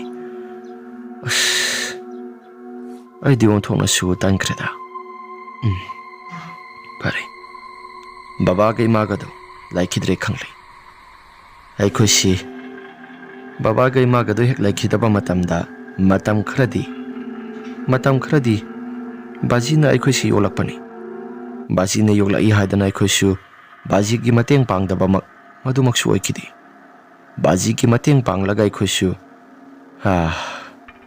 ꯃꯇꯝ ꯈꯔꯗꯤ ꯑꯩꯈꯣꯏꯁꯤ ꯍꯤꯡꯂꯛꯄꯅꯤ ꯑꯗꯨꯕꯨ ꯕꯥꯖꯤ ꯑꯩꯈꯣꯏꯅ ꯄꯥꯡꯒꯜ ꯆꯥꯎꯔꯛꯂꯕ ꯃꯇꯝꯗ ꯕꯥꯖꯤꯒꯤ ꯃꯍꯥꯛꯀꯤ ꯇꯧꯕꯤꯃꯜꯁꯨ ꯑꯩꯈꯣꯏꯅ ꯃꯆꯦꯠ ꯑꯃ ꯐꯥꯎꯕ ꯈꯪꯗꯕꯗꯤ ꯎꯠꯈꯤꯗꯕ ꯅꯠꯇꯦ ꯃꯆꯦꯠ ꯑꯃ ꯐꯥꯎꯕ ꯑꯩꯈꯣꯏꯁꯤ ꯕꯥꯖꯤꯒꯤ ꯇꯧꯕꯤꯃꯜ ꯈꯪꯕ ꯎꯠꯈꯤꯕꯅꯤ ꯑꯁꯨꯝꯅ ꯕꯥꯖꯤꯅ ꯇꯧꯔꯛꯄꯁꯤ ꯑꯩꯁꯨ ꯀꯔꯤ ꯃꯔꯝꯗꯒꯤꯅꯣ ꯍꯥꯏꯕꯁꯤ ꯒ꯭ꯌꯥꯟ ꯃꯦꯟ ꯑꯃꯠꯇ ꯇꯥꯗ꯭ꯔꯦ ꯍꯥꯏꯗꯅ ꯃꯈꯣꯏ ꯑꯍꯨꯝ ꯑꯁꯤ ꯋꯥꯔꯤ ꯋꯥꯇꯥꯏ ꯈꯔ ꯁꯥꯟꯅꯗꯨꯅ ꯂꯩꯔꯝꯃꯤ ꯑꯁꯨꯝꯗꯅ ꯏꯕꯣꯍꯜ ꯑꯃꯗꯤ ꯈꯦꯂꯦꯟ ꯃꯕꯥꯅꯤꯒꯤ ꯋꯥꯈꯜꯗ ꯖꯥꯠꯀꯤ ꯋꯥꯈꯜ ꯌꯥꯝꯅ ꯈꯟꯗꯨꯅ ꯐꯠꯇꯕꯅ ꯃꯉꯣꯏꯅꯗꯨꯅ ꯏꯕꯣꯍꯜꯅ ꯍꯥꯏꯔꯛꯏ ꯃꯄꯥ ꯈꯦꯂꯦꯟꯗ ꯕꯕꯥꯅ ꯃꯃꯥꯡ ꯊꯛꯀꯤ ꯃꯇꯝꯗꯒꯤ ꯍꯧꯅ ꯂꯣꯠꯁꯤꯟꯗꯨꯅ ꯊꯝꯂꯕ ꯕꯕꯥꯒꯤ ꯍꯩꯖ ꯁꯤꯡꯖꯕ ꯃꯌꯥꯝꯁꯤꯡ ꯑꯗꯣ ꯃꯇꯥꯡ ꯃꯇꯝ ꯆꯥꯗ꯭ꯔꯤꯕꯔꯥ ꯃꯇꯥꯡ ꯃꯇꯝ ꯆꯥꯗꯤ ꯆꯥꯔꯦ ꯑꯗꯨꯕꯨ ꯀꯩꯁꯨ ꯂꯩꯇ꯭ꯔꯕ ꯃꯈꯣꯏꯅ ꯏꯄꯥ ꯏꯆꯥꯗ ꯑꯁꯨꯛ ꯎꯁꯤꯠꯇꯅ ꯅꯉꯣꯟꯗ ꯐꯥꯎꯕꯗ ꯈꯨꯠ ꯊꯥꯒꯦ ꯍꯥꯏꯗꯅ ꯇꯧꯔꯛꯄ ꯃꯁꯤꯒꯤ ꯃꯃꯜꯗꯤ ꯂꯦꯝꯅ ꯑꯃꯠꯇ ꯇꯣꯛꯂꯣꯏ ꯑꯁꯤ ꯍꯥꯏꯗꯅ ꯂꯩꯔꯝꯃꯤ ꯉꯥꯏꯍꯥꯛꯇꯪꯒꯤ ꯃꯇꯨꯡꯗ ꯈꯦꯂꯦꯟꯅ ꯏꯕꯨꯡꯉꯣ ꯀꯥꯟꯅꯗꯦ ꯁꯤꯗ ꯂꯩꯔꯤꯕ ꯁꯤꯒꯤ ꯈꯣꯏꯔꯨ ꯑꯁꯤ ꯃꯁꯤ ꯄꯤꯔꯛꯂꯣ haidana ibohol da khuyru du pihali khuyru du pairaba matamda ibohol na hanglai baba khuyru sina kadawgadoriba ai tumina layo apangba nang bawji wai da kari tawsi hakibagi ha nang bawji wai da kari tawsi an hakibagi nang na sana kauri bodo kari gino oh ningsing ibo nang si pare ngasidagi hawragadabani makoina kayam otpa naiba aikoina ngamba madusu yengba taredana asi hairaga anisi lai sanagadabani hairaga thangnaba yumpham asi laman khunggadabani hairaga mabani si murum solami Kelena matam amada isi laikai sida sampat mai ba haidana khul laikai si sampat haidana kauribani aduga laikai sigi mai ba aina khwaidagi hena haidana sampat mai ba haidana isi maming khangcha salamlibani adubu matamgi matungina isu lai sana ba haiba thabagasi thadokibani mafam jaga se hek thadokhibaga laikai gi miyoi singa sisu aina lai sana ba thadokibasi haibadi mi gi lai gi keno khara khaidokpa ama tawrakpa matamda aina lai gi simpham masi thadokibasi laikai gi miyoi singa su nungai tabani adubu handa marakti tawrakliba mong mataw singa sina maramdi maram oiraga isu hanagi mataw gumna usidamuk hanjilakpa haibado tawba tare hanadi mi gi phanaba tawbani adubu handa mukti isu mi gi mangna taknaba oina tawba tabani paba handa mukti makhoi gi imung manung gi miyoi singa si loina pungtum tumba makai muthalasi masa yawdabi hairang lairang pandabi nupi asisu masisu hekta thadalasi imung manung hairibasi pulapun hekta thadalagadabani natragana nangna nupa ni si hatokraba aikoina hatokraba matungda nupi si nangi oi gyabro nangi oi gyabro papa madusu yabudi ayadubu mi na lauro raba nupi di ai di kaya thoina pambo di papa hey apangba nupi asi nam hadana lawgadaba nati aikoina phasanna moi thiam tawraga mantrana mahaki masasi thiamlaga lawgadawbani nangi khaliba wakhalon ado madu yamna lale nupi asi pharabasu phatrabasu masa pokti haibagi wani chak thongba thakpa masak mataw da sungat wati masa didi hayonga ipaisa hotnaraga ipaisa lai khram laba matungda phanba phangambasu yai kedobage baba yarisi ai adugi thabak to madi ai kaya kaidodri yana ba pabana aisu pakhangni mau lobadi aisu pamdi pharabasu phatrabasu inau nupani kari ngasaidana nanong pani haidana nayambani haidana nangsi kaisu thoidokpa mata yenglatraga hauji wadana inau nupana lawrambu nupini haidana nangbu na sasi ibo nang ai gi sane haibada paksadi asumna leiringai matamda sampat mai ba haina khangnariba Kelena si lai gi tingi thau tawnaba haidana yumyai sida mai loina muthatlaga mamit mana sije usingkhrai ko giat ama yeli asumna yumyai sida mahakna makutlon aduna mantra keno khara solakpa horakpa matamda masanu pai bohol mahaki masasi khara kithi kirum tawrakli Kelena timulai mo pumnamak sing na khoi matam kuina sangnai na lai gi tingi thau pangthokludraba matung asida handakti aisu mi gi phattanaba mangna taknaba keno khara tawdaba yadre nakhoi hanagi matawgumna aina lai gi tingi kaigumba amata sanaramdraba haibadi aisu asigumba phatraba thabak mayam singa se karigumba amata su tawrakidabani adubu handakki matam simadi aisu nakhoi taw haiba thabak khudimak aisu sakthak loina pigi aina taw hairiba thabak mayam singa si nakhoi tawba tari laklo ngasi haiba numit asidagi aigi nakta laklo asi hairaga Kelena makutta mantra keno khara solaga kauri asumna hek tawba matamda makhoi gi kaada thaliba mai mayam singa si muthatuna thamkibani mai singa si khap launa khaptuna yamna kiraba sakta mamada tawba horaklei aduga makhoi gi mamang thonga sisu kanagumba misak amana kok launa thilakpani asumna thilakpa matamda makhoi su tawpham japam ka mata khangdrabani ibohal gi masasi Adubu amaiba khelena mamit asi pangthorakli. Kok launa thilakliba mayamsing asi mamit ado pangthorakpa matamda masase khara khajik noi. Hauredana sapsan hauri. Aina pamliba thabak mayamsing asi aningba pamba pumnamak-sing asi thunggadawre.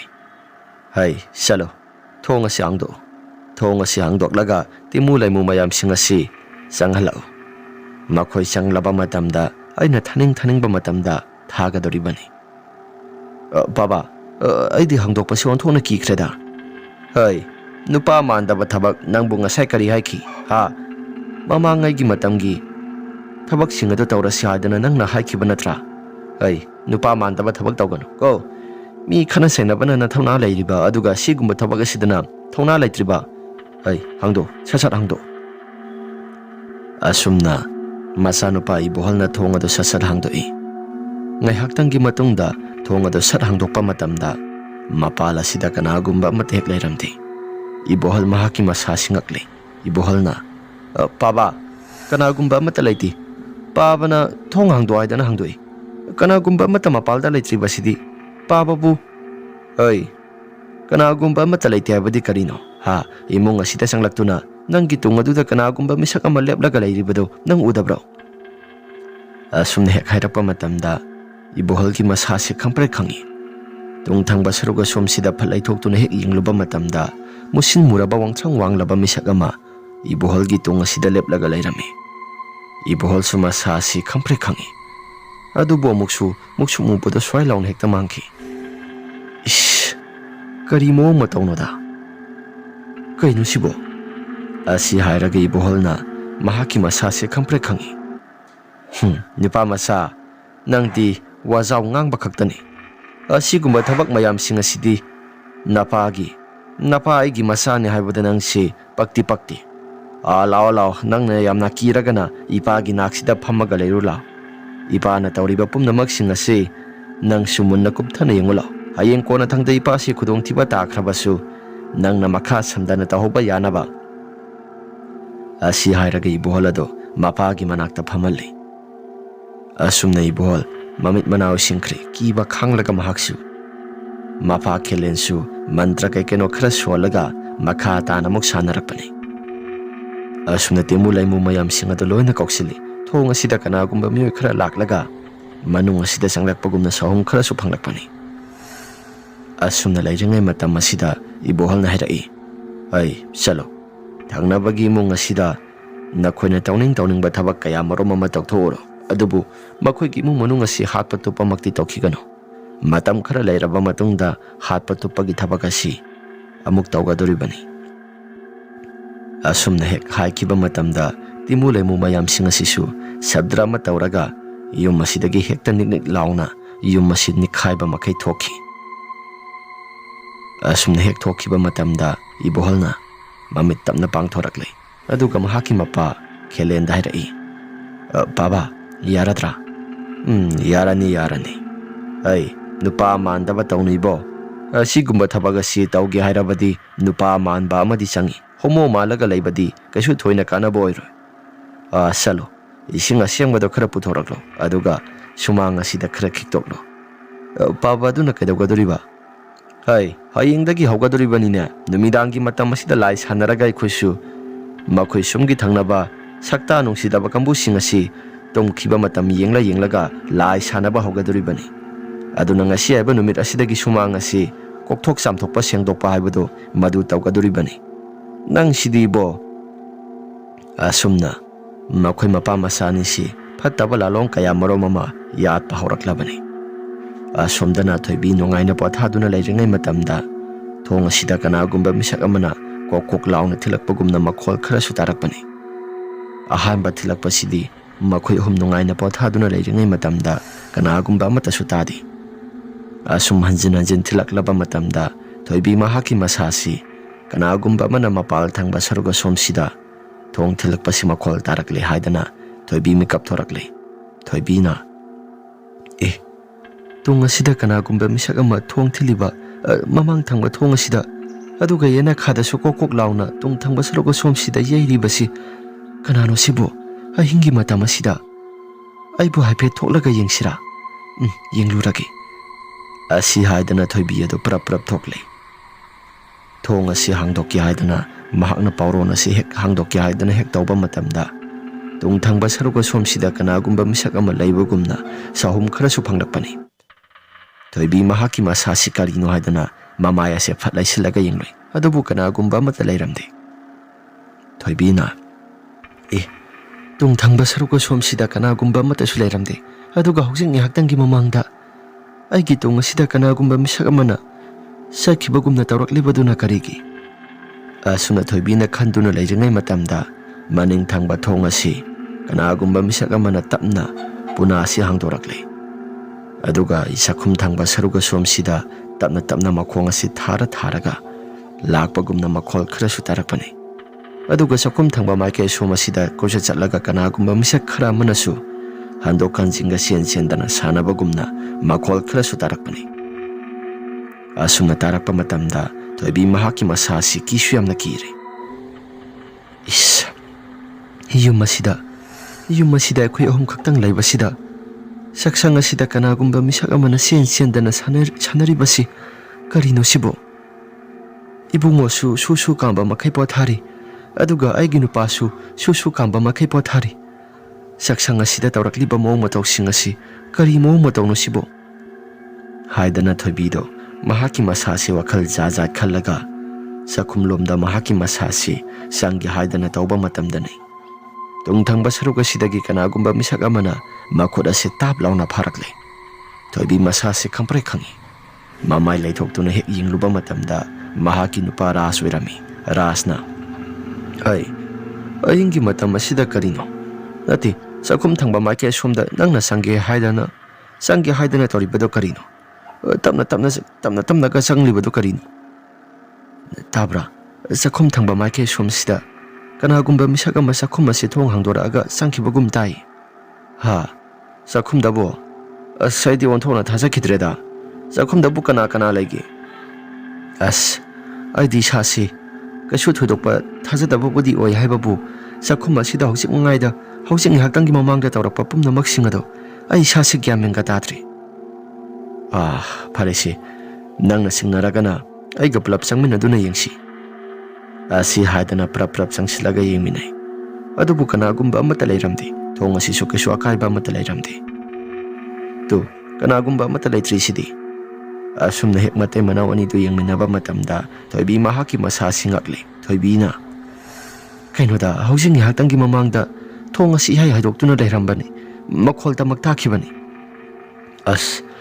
ꯅꯪꯒꯤ ꯋꯥꯈꯜꯅ ꯀꯩꯅꯣ ꯁꯦꯔꯥꯟ ꯇꯨꯔꯥꯟ ꯇꯥꯕꯗ ꯑꯣꯏꯔꯝꯕꯁꯨ ꯌꯥꯏꯗ꯫ ꯂꯥꯛꯑꯣ, ꯏꯃꯨꯡꯗ ꯈꯔ ꯊꯨꯅ ꯆꯪꯁꯤ, ꯍꯥꯏꯕꯗꯤ ꯑꯩꯈꯣꯏꯒꯤ ꯀꯥꯗ ꯆꯪꯁꯤ꯫ ꯑꯁꯤ ꯍꯥꯏꯔꯒ ꯊꯣꯏꯕꯤ ꯑꯃꯗꯤ ꯃꯍꯥꯛꯀꯤ ꯅꯨꯄꯥ ꯀꯥꯗ ꯆꯪꯂꯒꯦ ꯍꯥꯏꯗꯅ ꯍꯦꯛ ꯇꯧꯔꯛꯄ ꯃꯇꯝꯗ ꯃꯈꯣꯏꯒꯤ ꯆꯥꯛꯁꯪ ꯑꯁꯤꯗ ꯀꯅꯥꯒꯨꯝꯕ ꯃꯤꯁꯛ ꯑꯃ ꯅꯍꯦꯕꯒꯨꯝ ꯀꯞꯄꯒꯨꯝ ꯇꯧꯅ ꯁꯨꯠ ꯂꯥꯎꯅ ꯃꯈꯣꯜ ꯈꯔꯁꯨ ꯇꯥꯔꯛꯄꯅꯤ꯫ ꯃꯈꯣꯜ ꯑꯗꯨ ꯍꯦꯛ ꯇꯥꯔꯛꯄ ꯃꯇꯝꯗ ꯔꯥꯖꯅ ꯆꯞ ꯂꯦꯞꯄꯤ, ꯑꯗꯨꯒ ꯃꯍꯥꯛꯀꯤ ꯅꯨꯄꯤꯗ ꯇꯥꯕ꯭ꯔꯥ? ꯃꯈꯣꯜ ꯑꯃ ꯁꯨꯠ ꯂꯥꯎꯅ ꯀꯞꯄꯛꯏꯕꯁꯦ? ꯇꯥꯏꯌꯦ꯫ ꯃꯐꯝ ꯖꯒꯥ ꯑꯁꯤ ꯅꯍꯥꯟ ꯃꯈꯩꯗꯤ ꯀꯩꯁꯨ ꯊꯣꯏꯗꯣꯛꯄ ꯇꯧꯗꯕꯅꯤꯗ, ꯑꯗꯨꯒ ꯉꯁꯤꯒꯤ ꯅꯨꯃꯤꯠ ꯑꯁꯤꯗ ꯑꯁꯤ ꯍꯥꯏꯅ ꯃꯕꯥꯅꯤꯁꯦ ꯂꯩꯔꯤꯉꯩ ꯃꯇꯝꯗ ꯃꯃꯥꯡ ꯊꯪꯕꯗ ꯂꯩꯔꯤꯕ ꯊꯣꯡ ꯑꯁꯤ ꯌꯥꯝꯅ ꯀꯟꯅ ꯀꯅꯥꯒꯨꯝꯕ ꯃꯤꯁꯛ ꯑꯃꯅ ꯊꯤꯜꯂꯛꯂꯦ꯫ ꯇꯧꯔꯛꯂꯤꯕ ꯃꯑꯣꯡ ꯃꯇꯧ ꯃꯌꯥꯝꯁꯤꯡ ꯑꯁꯤꯗ ꯔꯥꯖ ꯑꯃꯗꯤ ꯊꯣꯏꯕꯤ ꯃꯁꯥꯁꯤ ꯍꯩꯅꯗꯕꯅꯁꯨ ꯄꯤꯛ ꯊꯜꯂꯛꯂꯦ꯫ ꯊꯣꯏꯕꯤꯅ ꯀꯩꯅꯣ, ꯉꯁꯤꯒꯤ ꯅꯨꯃꯤꯠ ꯑꯁꯤ ꯅꯍꯥꯟ ꯃꯈꯩ ꯇꯥꯕ ꯌꯥꯗꯕ ꯈꯣꯟꯖꯦꯜ ꯀꯩꯁꯨ ꯊꯣꯏꯗꯣꯛꯄ ꯑꯃꯠꯇ ꯇꯥꯗꯕꯅꯤ, ꯑꯗꯨꯒ ꯉꯁꯤꯒꯤ ꯅꯨꯃꯤꯠ ꯑꯁꯤꯗꯅ ꯇꯥꯔꯛꯂꯤꯕ ꯈꯣꯟꯖꯦꯜ ꯃꯌꯥꯝꯁꯤꯡ ꯑꯁꯤ ꯀꯔꯤꯅꯣ? ꯑꯁꯨꯝꯅ ꯂꯩꯔꯤꯉꯩ ꯃꯇꯝ ꯑꯁꯤꯗ ꯃꯃꯥꯡ ꯊꯪꯕ ꯁꯔꯨꯛ ꯑꯁꯣꯝꯁꯤꯗ ꯀꯅꯥꯒꯨꯝꯕ ꯃꯤꯁꯛ ꯑꯃꯅ ꯔꯥꯖ ꯍꯥꯏꯗꯅ ꯀꯧꯕꯒꯤ ꯈꯣꯟꯖꯦꯜ ꯑꯃ తాꯕ ꯍꯧꯔꯛꯂꯦ꯫ ꯔꯥꯖꯅ ꯈꯣꯟꯖꯦꯜ ꯑꯁꯤ ꯍꯦꯛ ꯇꯥꯕ ꯃꯇꯝꯗ ꯃꯍꯥꯛꯀꯤ ꯃꯁꯥꯁꯤ ꯇꯨ ꯆꯨꯡꯕꯁꯨ ꯐꯥꯎꯔꯛꯂꯦ꯫ ꯔꯥꯖꯅ ꯃꯃꯥꯡ ꯊꯪꯕ ꯁꯔꯨꯛ ꯑꯁꯣꯝꯁꯤꯗ ꯀꯅꯥꯒꯨꯝꯕ ꯃꯤꯁꯛ ꯑꯃ ꯑꯩꯒꯤ ꯅꯥꯀꯣꯡ ꯑꯁꯤꯗ ꯑꯩꯒꯤ ꯃꯤꯡ ꯀꯧꯔꯛꯄꯒꯨꯝ ꯇꯥꯔꯛꯂꯤꯕꯁꯤ ꯅꯪꯕꯨ ꯇꯥꯕ꯭ꯔꯥ? ꯃꯍꯥꯛꯀꯤ ꯅꯨꯄꯤ ꯊꯣꯏꯕꯤꯁꯨ ꯇꯥꯏ ꯍꯥꯏꯗꯅ ꯍꯥꯏꯔꯝꯃꯤ꯫ ꯑꯁꯨꯝꯅ ꯔꯥꯖ ꯃꯃꯥꯡ ꯊꯪꯕ ꯊꯣꯡ ꯑꯁꯤ ꯄ꯭ꯔꯞ ꯊꯣꯡ ꯑꯁꯤ ꯍꯥꯡꯗꯣꯛꯇꯨꯅ ꯍꯦꯛ ꯌꯦꯡꯂꯨꯕ ꯃꯇꯝꯗ ꯀꯅꯥꯒꯨꯝꯕ ꯑꯃꯠꯇ ꯂꯩꯔꯝꯗꯦ꯫ ꯑꯗꯨꯕꯨ ꯈꯔ ꯂꯥꯞꯇꯛꯅ ꯀꯅꯥꯒꯨꯝꯕ ꯃꯤꯁꯛ ꯑꯃ ꯅꯨꯄꯥ ꯑꯃꯒꯤ ꯃꯤꯇꯝꯒꯨꯝꯅ ꯏꯀꯣꯟ ꯀꯣꯜꯂꯒ ꯂꯩꯕꯗꯨ ꯁꯣꯔꯣꯛ ꯊꯪꯕ ꯃꯥꯏꯀꯩ ꯑꯁꯣꯝꯗ ꯔꯥꯖꯅ ꯎꯔꯛꯄꯅꯤ꯫ ꯔꯥꯖꯅ Sorok thangba maike somasida kanagumba misak ama leplaga lairibasi asibu karino. Asi haina sorok thangba maike somda leplaga lairibado mahaki nupi thoibi surakpani. Mabani na sumna muna yengduna lairingai matamda rap changlaga makhoigi polang khok lairiba maike somsi masidai sida swai laun hekta mangki. Madu uruba matamda ras amadi thoibi masasi kibana yadre. Thong ase khangthing thingzeli rasna ish kainoda hojiki mo motok singado karino hojiki dubo asumna lairingai matamda makhoigi ka thangba maike somasida kanagumba misak ama murum solaga muksuk muna sangkibagumna thoibi nurakpani. Thoibi suka sida kanagumba masangkhre adana raski masada tapnapsilai kibe mandana rasna she kinuse amta kinuse ka sida kanagumba masangkhre adana nangna yenglapado ki haidana tawrakpado haifetang sanglaga yengusi. Asumna sanglaga hek yengluba matamda kanagumba amata hek leiramde.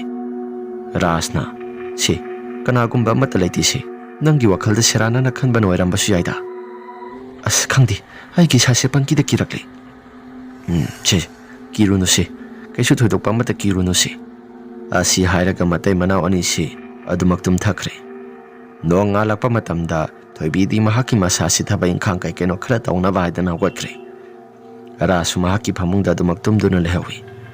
Rasna mikap thoklaklaga yawolakpa matamda mahaki nakaladom tumlibado mahaki nupini haidana wakhaldasu khalaga yawolakpani.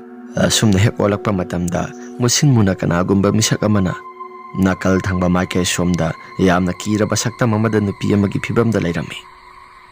Asumna leiramba mawong matau sing aduda ras mahaki masasi yamna kana lawi. Asumna hek lawpa matamda nupi adu suma phambarang khangdana swai lawn hekta mangkhre. Asumna mahaki nupi du supra prap sensilai ras tamna. Che tabro kedaurage ha hojikkido kaino mangla taibanglo. Mahaki nupi thoibidi ngawre manau no pa raju supra prap sensilakpani. Tamo kedaurage hai sida hoksik haktangi mamangda nupi ama aigi phamung asida phammaga nakal asida leirami poni aduga matau karam naina aina yamna kana lawkhibada swai lawn hekta mangkhibani. As tamo kaisu thoidokpa oira moida hai nangna khangsu khangdana ngarang ahing natai maga ibanida tawkhiba pumnamak singado aikhoigi imung asi kainomadi tawrabani. Je tamo yare wakhaldo hena fatana wakhal khanjilagumsi kaisu thoina sukina su khanjingumsi tamogi wakhalda kaikeno khara khanbagi orambasu. Asi hairaga rajuna mayambadu themjili ngai haktangi matungda rasna faresi nang thabak sakadoribra thabak sakadaboirabadi saksin sajina salo handa maraga si aikhoigi imung manung asi kaigumba madi tawrakadoribra isasi nahan makhage iman manade. Asi haidana mayamban hanglai raju su thabagadu sakani haidana mayambada haire. Rasna thabak tauba matamda khara seksin sajina taw natragadi khudong thiba mayam ama tholakpa yai. Salo asi hairaga thadokre. Rasung haktangi matungda ngasai mahakna ukhibado sengbara natragana sengdabra haibado madu khallaga mahak silairami. Nungsuk nungjana duna leiringai matamda kaidaurage haidana mahaki nupi na hanglai maduda rasna handa marak tawrakliba mawong matau sing asidaidi sasi pakhatpa amadi yaurabani. Thangnaba aigi panthauksinasu thaningai gi matamda maiba phawbani mahana oiramlibasi mahana tawraklibra ngarang lamgi tugi matangda kaikeno khara ngangna khibaduda aisu isasi pangsinda singaribani. Ado jingnabado maiba amada yenglaga phajana kokpara yengsira. Maiba amada yengbadusu madusu yai tawbadabu khangdri sasi samamna baibado oirabani. Sumnang haktangi matungda rasu thabak chakre nungthilgi matamdani. Sak thongba loisilaba matungda mangolda nghaktang phi sanaba langsaki haidana langsak tuna leiringai matamdani konthong thangba saruga somsida khelen lakle. Aduga mahakna haife yenglaba matungda konthong aduda laithi ama thamlami. Laiti asisu yengpa matamda yamna kiba saktam amani. Masa pumba ina loine hekta pumday tayri. Aduga masa si mamit khani yengsilakpani. Rasoy thangba sarogodomda yengsilakpa matamda Thoibisu misa naruri. Asumna Thoibin hek yengtholakpa matamda makoigi konthongda khelen leplaga leirambaduda mahaksu masasi haipeti khangi.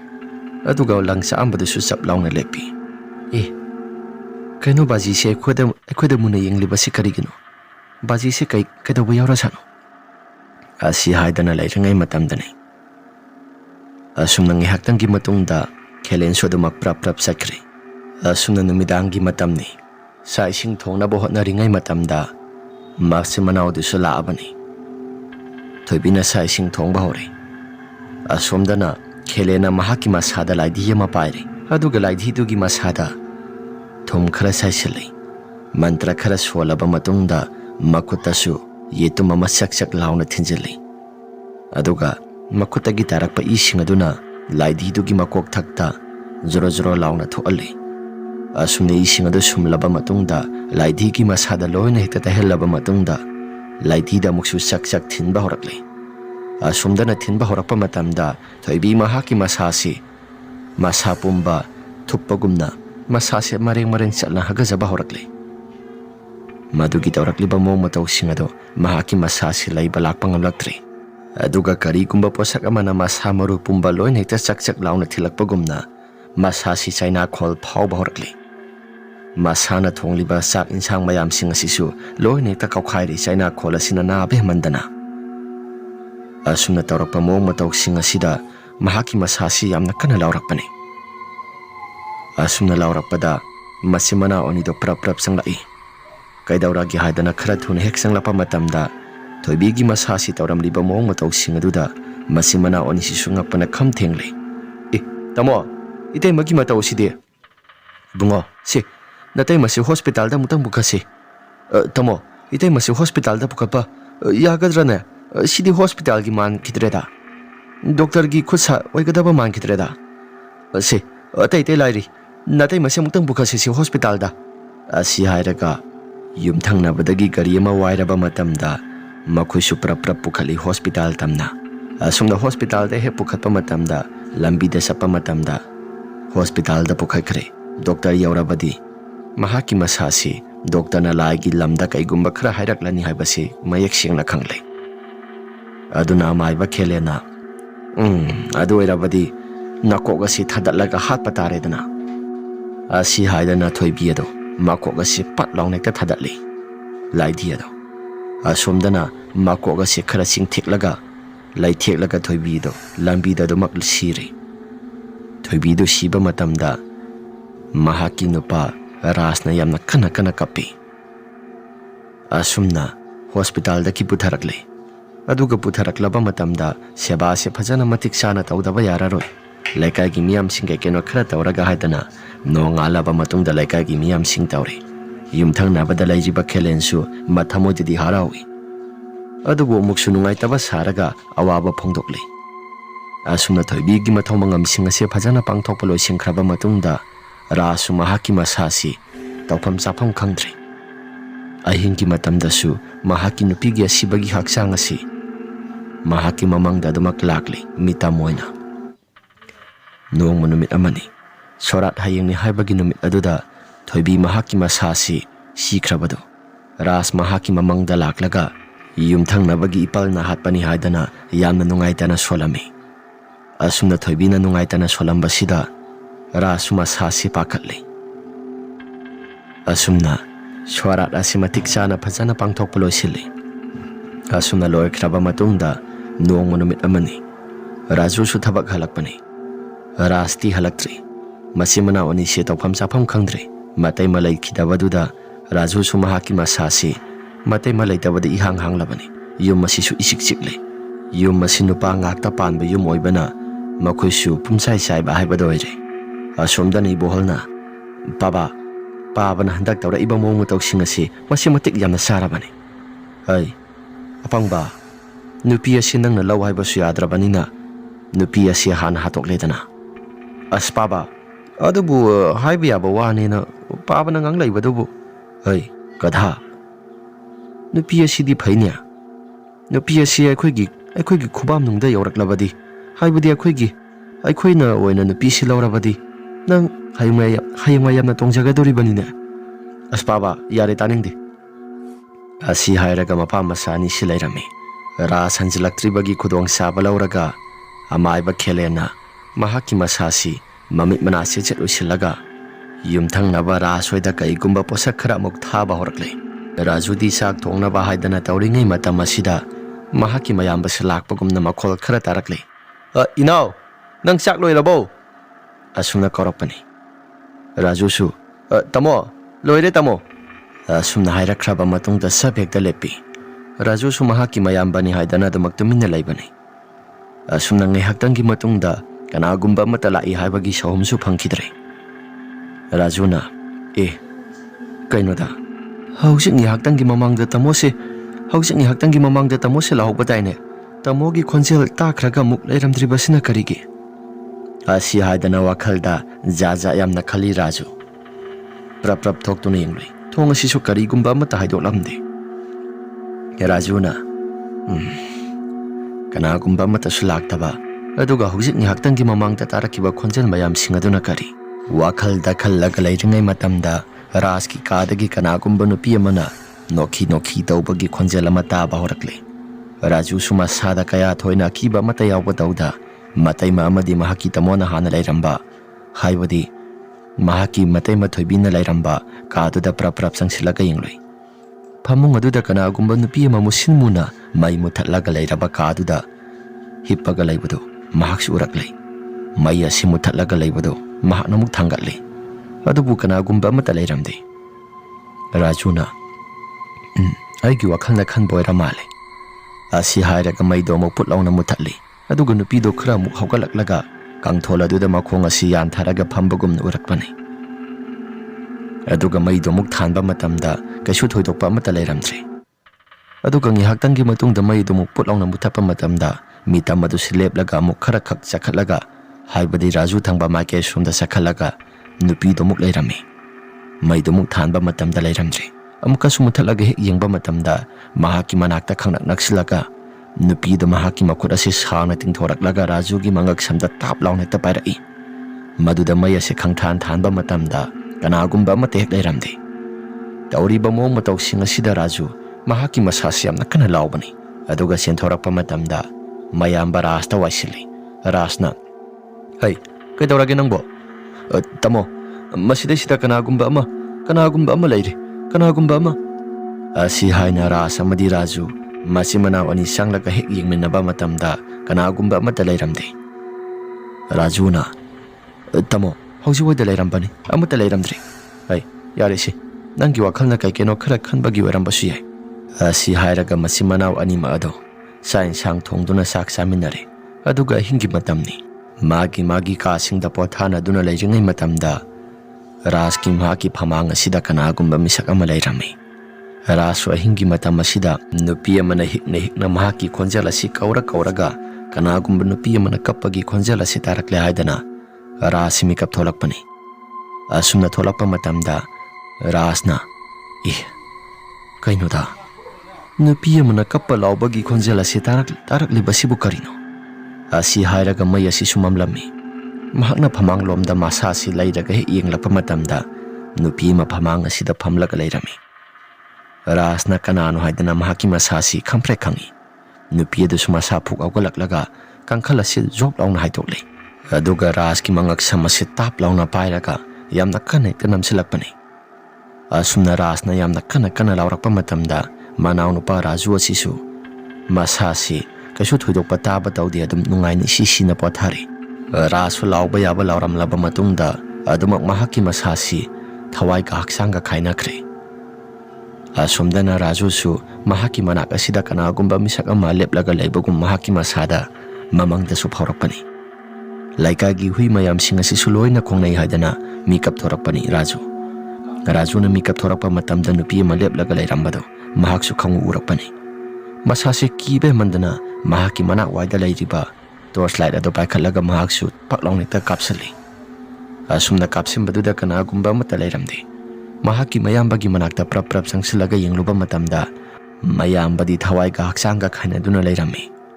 Asumna Raju su mayambasi kola ga kapi. Ngaihaktangi matungda imong manung asida kanagumba nupi ama natraga nupana yamna kana lao khongduna kapagi makhol ama aduga muksu khakna nokpagi makhol ama taba horapani. Raju su makhol mayam sing asi taba leiba ngamlaktaba maramna maigai salai khangdana hekta kosin chelakpani yumgi thong asi hangdoktuna. Asumna tungthangba sarugo somsida kanagumba misak ama yamna kana nokhedana tanarakpani. Raju sumasasi kai dana selakpa matam aduda atopa laikai romda yorakli. Aduga yumthangnaba khelen amadi ibohalna yamna harawna sumaka lamna ahingi matam aduda kana nokli. Haujikti aigi apamba phanglaganida. Hai, tabra nupa masa lam mase nangi saruk loina oirabani. Asi hairaga mapa masani si yamna kana nokminai. Asumdasu Raju yamna kana selakpa matamda yumdompok aina taba laikai adugi yum amada sangsilore. Thong asi hangdoklo haidana yamna kana thilakpani. Ahanba uba yumni. Asumna thong asi hanubi amana makhwang kolabi hanubi amana hangdorakle. Sangsilakle Raju aduga asumna suhairai. Abo aigi thawaidadi amukta kambiyo. Aigi thawaisi amukta kambiyo abo. Hai nupa masa nangdi kanano? Abo ai thangnaba laikai sidagini mingna Raju kawi. Hai nangna selaiba kaidauba yauraba. Asi haina hek hanglakpa matamda Rajuna thokiba wari mayam singada loina tamli. Maduda memana phai aishu maibini nangi awabado abok yamna nungaiti. Ha phamo isa nupa amaga aiga khakta lejabani. Abo yam chambiduna abok na aigi thawai samukta kambiyo aduga aigi yamba amadi aigi tema hakiba misagado amuktang ibok na laman khumbiyo. Nipa masa madugi su matam soidana lakhiganida. Phamo sida gyan tana phamo. Asi haidana wari pumba loina sari. Asumna numit asi numit nini humni mu haukraba matungda nongma numit amani numidang wairamgi matam maduda khelena mahaki masanu pada. Ai salo yumthangnabada leiriba minai masa lamja sara masa se masigi haksang asi pumtharaklabara pumtharagana mahaki hingkhol manung asida dumak phumjimba haibaduni. Natraga laikagi miyosing khangnaba muktang kaino khara tanaraga sanaba haibaduni. Ipaba kamaina tawgaduriba? Oi apangba yubha masida khara thuna sanglaga mahaki masimanaw thang amana thillaga mahaki asi khara thuangadabani. Aduga mahaki manaw nupana thang thillaga halamle haidana badanam pigadabani. Hai salo asi hairaga ibohol se yengba thalakle. Asomdana memana mahaki masanupa saklaba Rajuna muktang tawbiyo haidana hek hairakpa matamda lai gitingi kaino khara tawnaba haidana mahaksu lai sontin swang khara sonba horakpani. Memana hairai matam amada sampat maiba haidana khelena siasoki matik yamna phawkhibani. Adubu aina matam suppada mahakna tawriba thabak mayam singasi afabudi afaba oi haibabu marakta sulai gitingi oiba thaw khara su tawkhibani. Lai phataba sanabada aina su tawganu haidana khara thingkhibani. Asumna hek thingluba matamda aiga magasi khara lawnaki laikagi miyamnadi mahaksi afabane haidana khara su khalibani. Adubu mahaksu laigi tingi kaino khara su sanakhibani. Laikagi miyoi singnadi sanadaba oina ukhrabani. Phare nangna su yamna kana hairabanina sampat maiba hairiba maiba khelena si nangi napan thawaire. Mana tawriba thabak mayam singasi phattanaba matung manawda amu hana tawdanabagidamagta sinba taredana. Asi hairaga asomda ibohalna si baksang yengba sangla iba Raski mayumado. Raski haksang adusu phamungda dumakta aduna laibani. Mahakna hek sanglapa matamda ibohal mahaki masasi sakhum tana prap sangi aduga thang suri ama lauthoraklaba matamda Raski kada mu sanglai. Raski kada hek sanglaga Raski masasi thangna thingi haidana mahaki masada murum soli. Aikhoigi lambida yatapiraklabadi nang suna punsi kemle nanggi nupi swa sargada thakre. Masidaidi yumpham asiaigi yumpham oiragadabani. Asi hairaga thang asina thingi haidana hek tawba matamda tungthangba saruga somsida kanagumba misak amana tasaw haidana kawrakpani.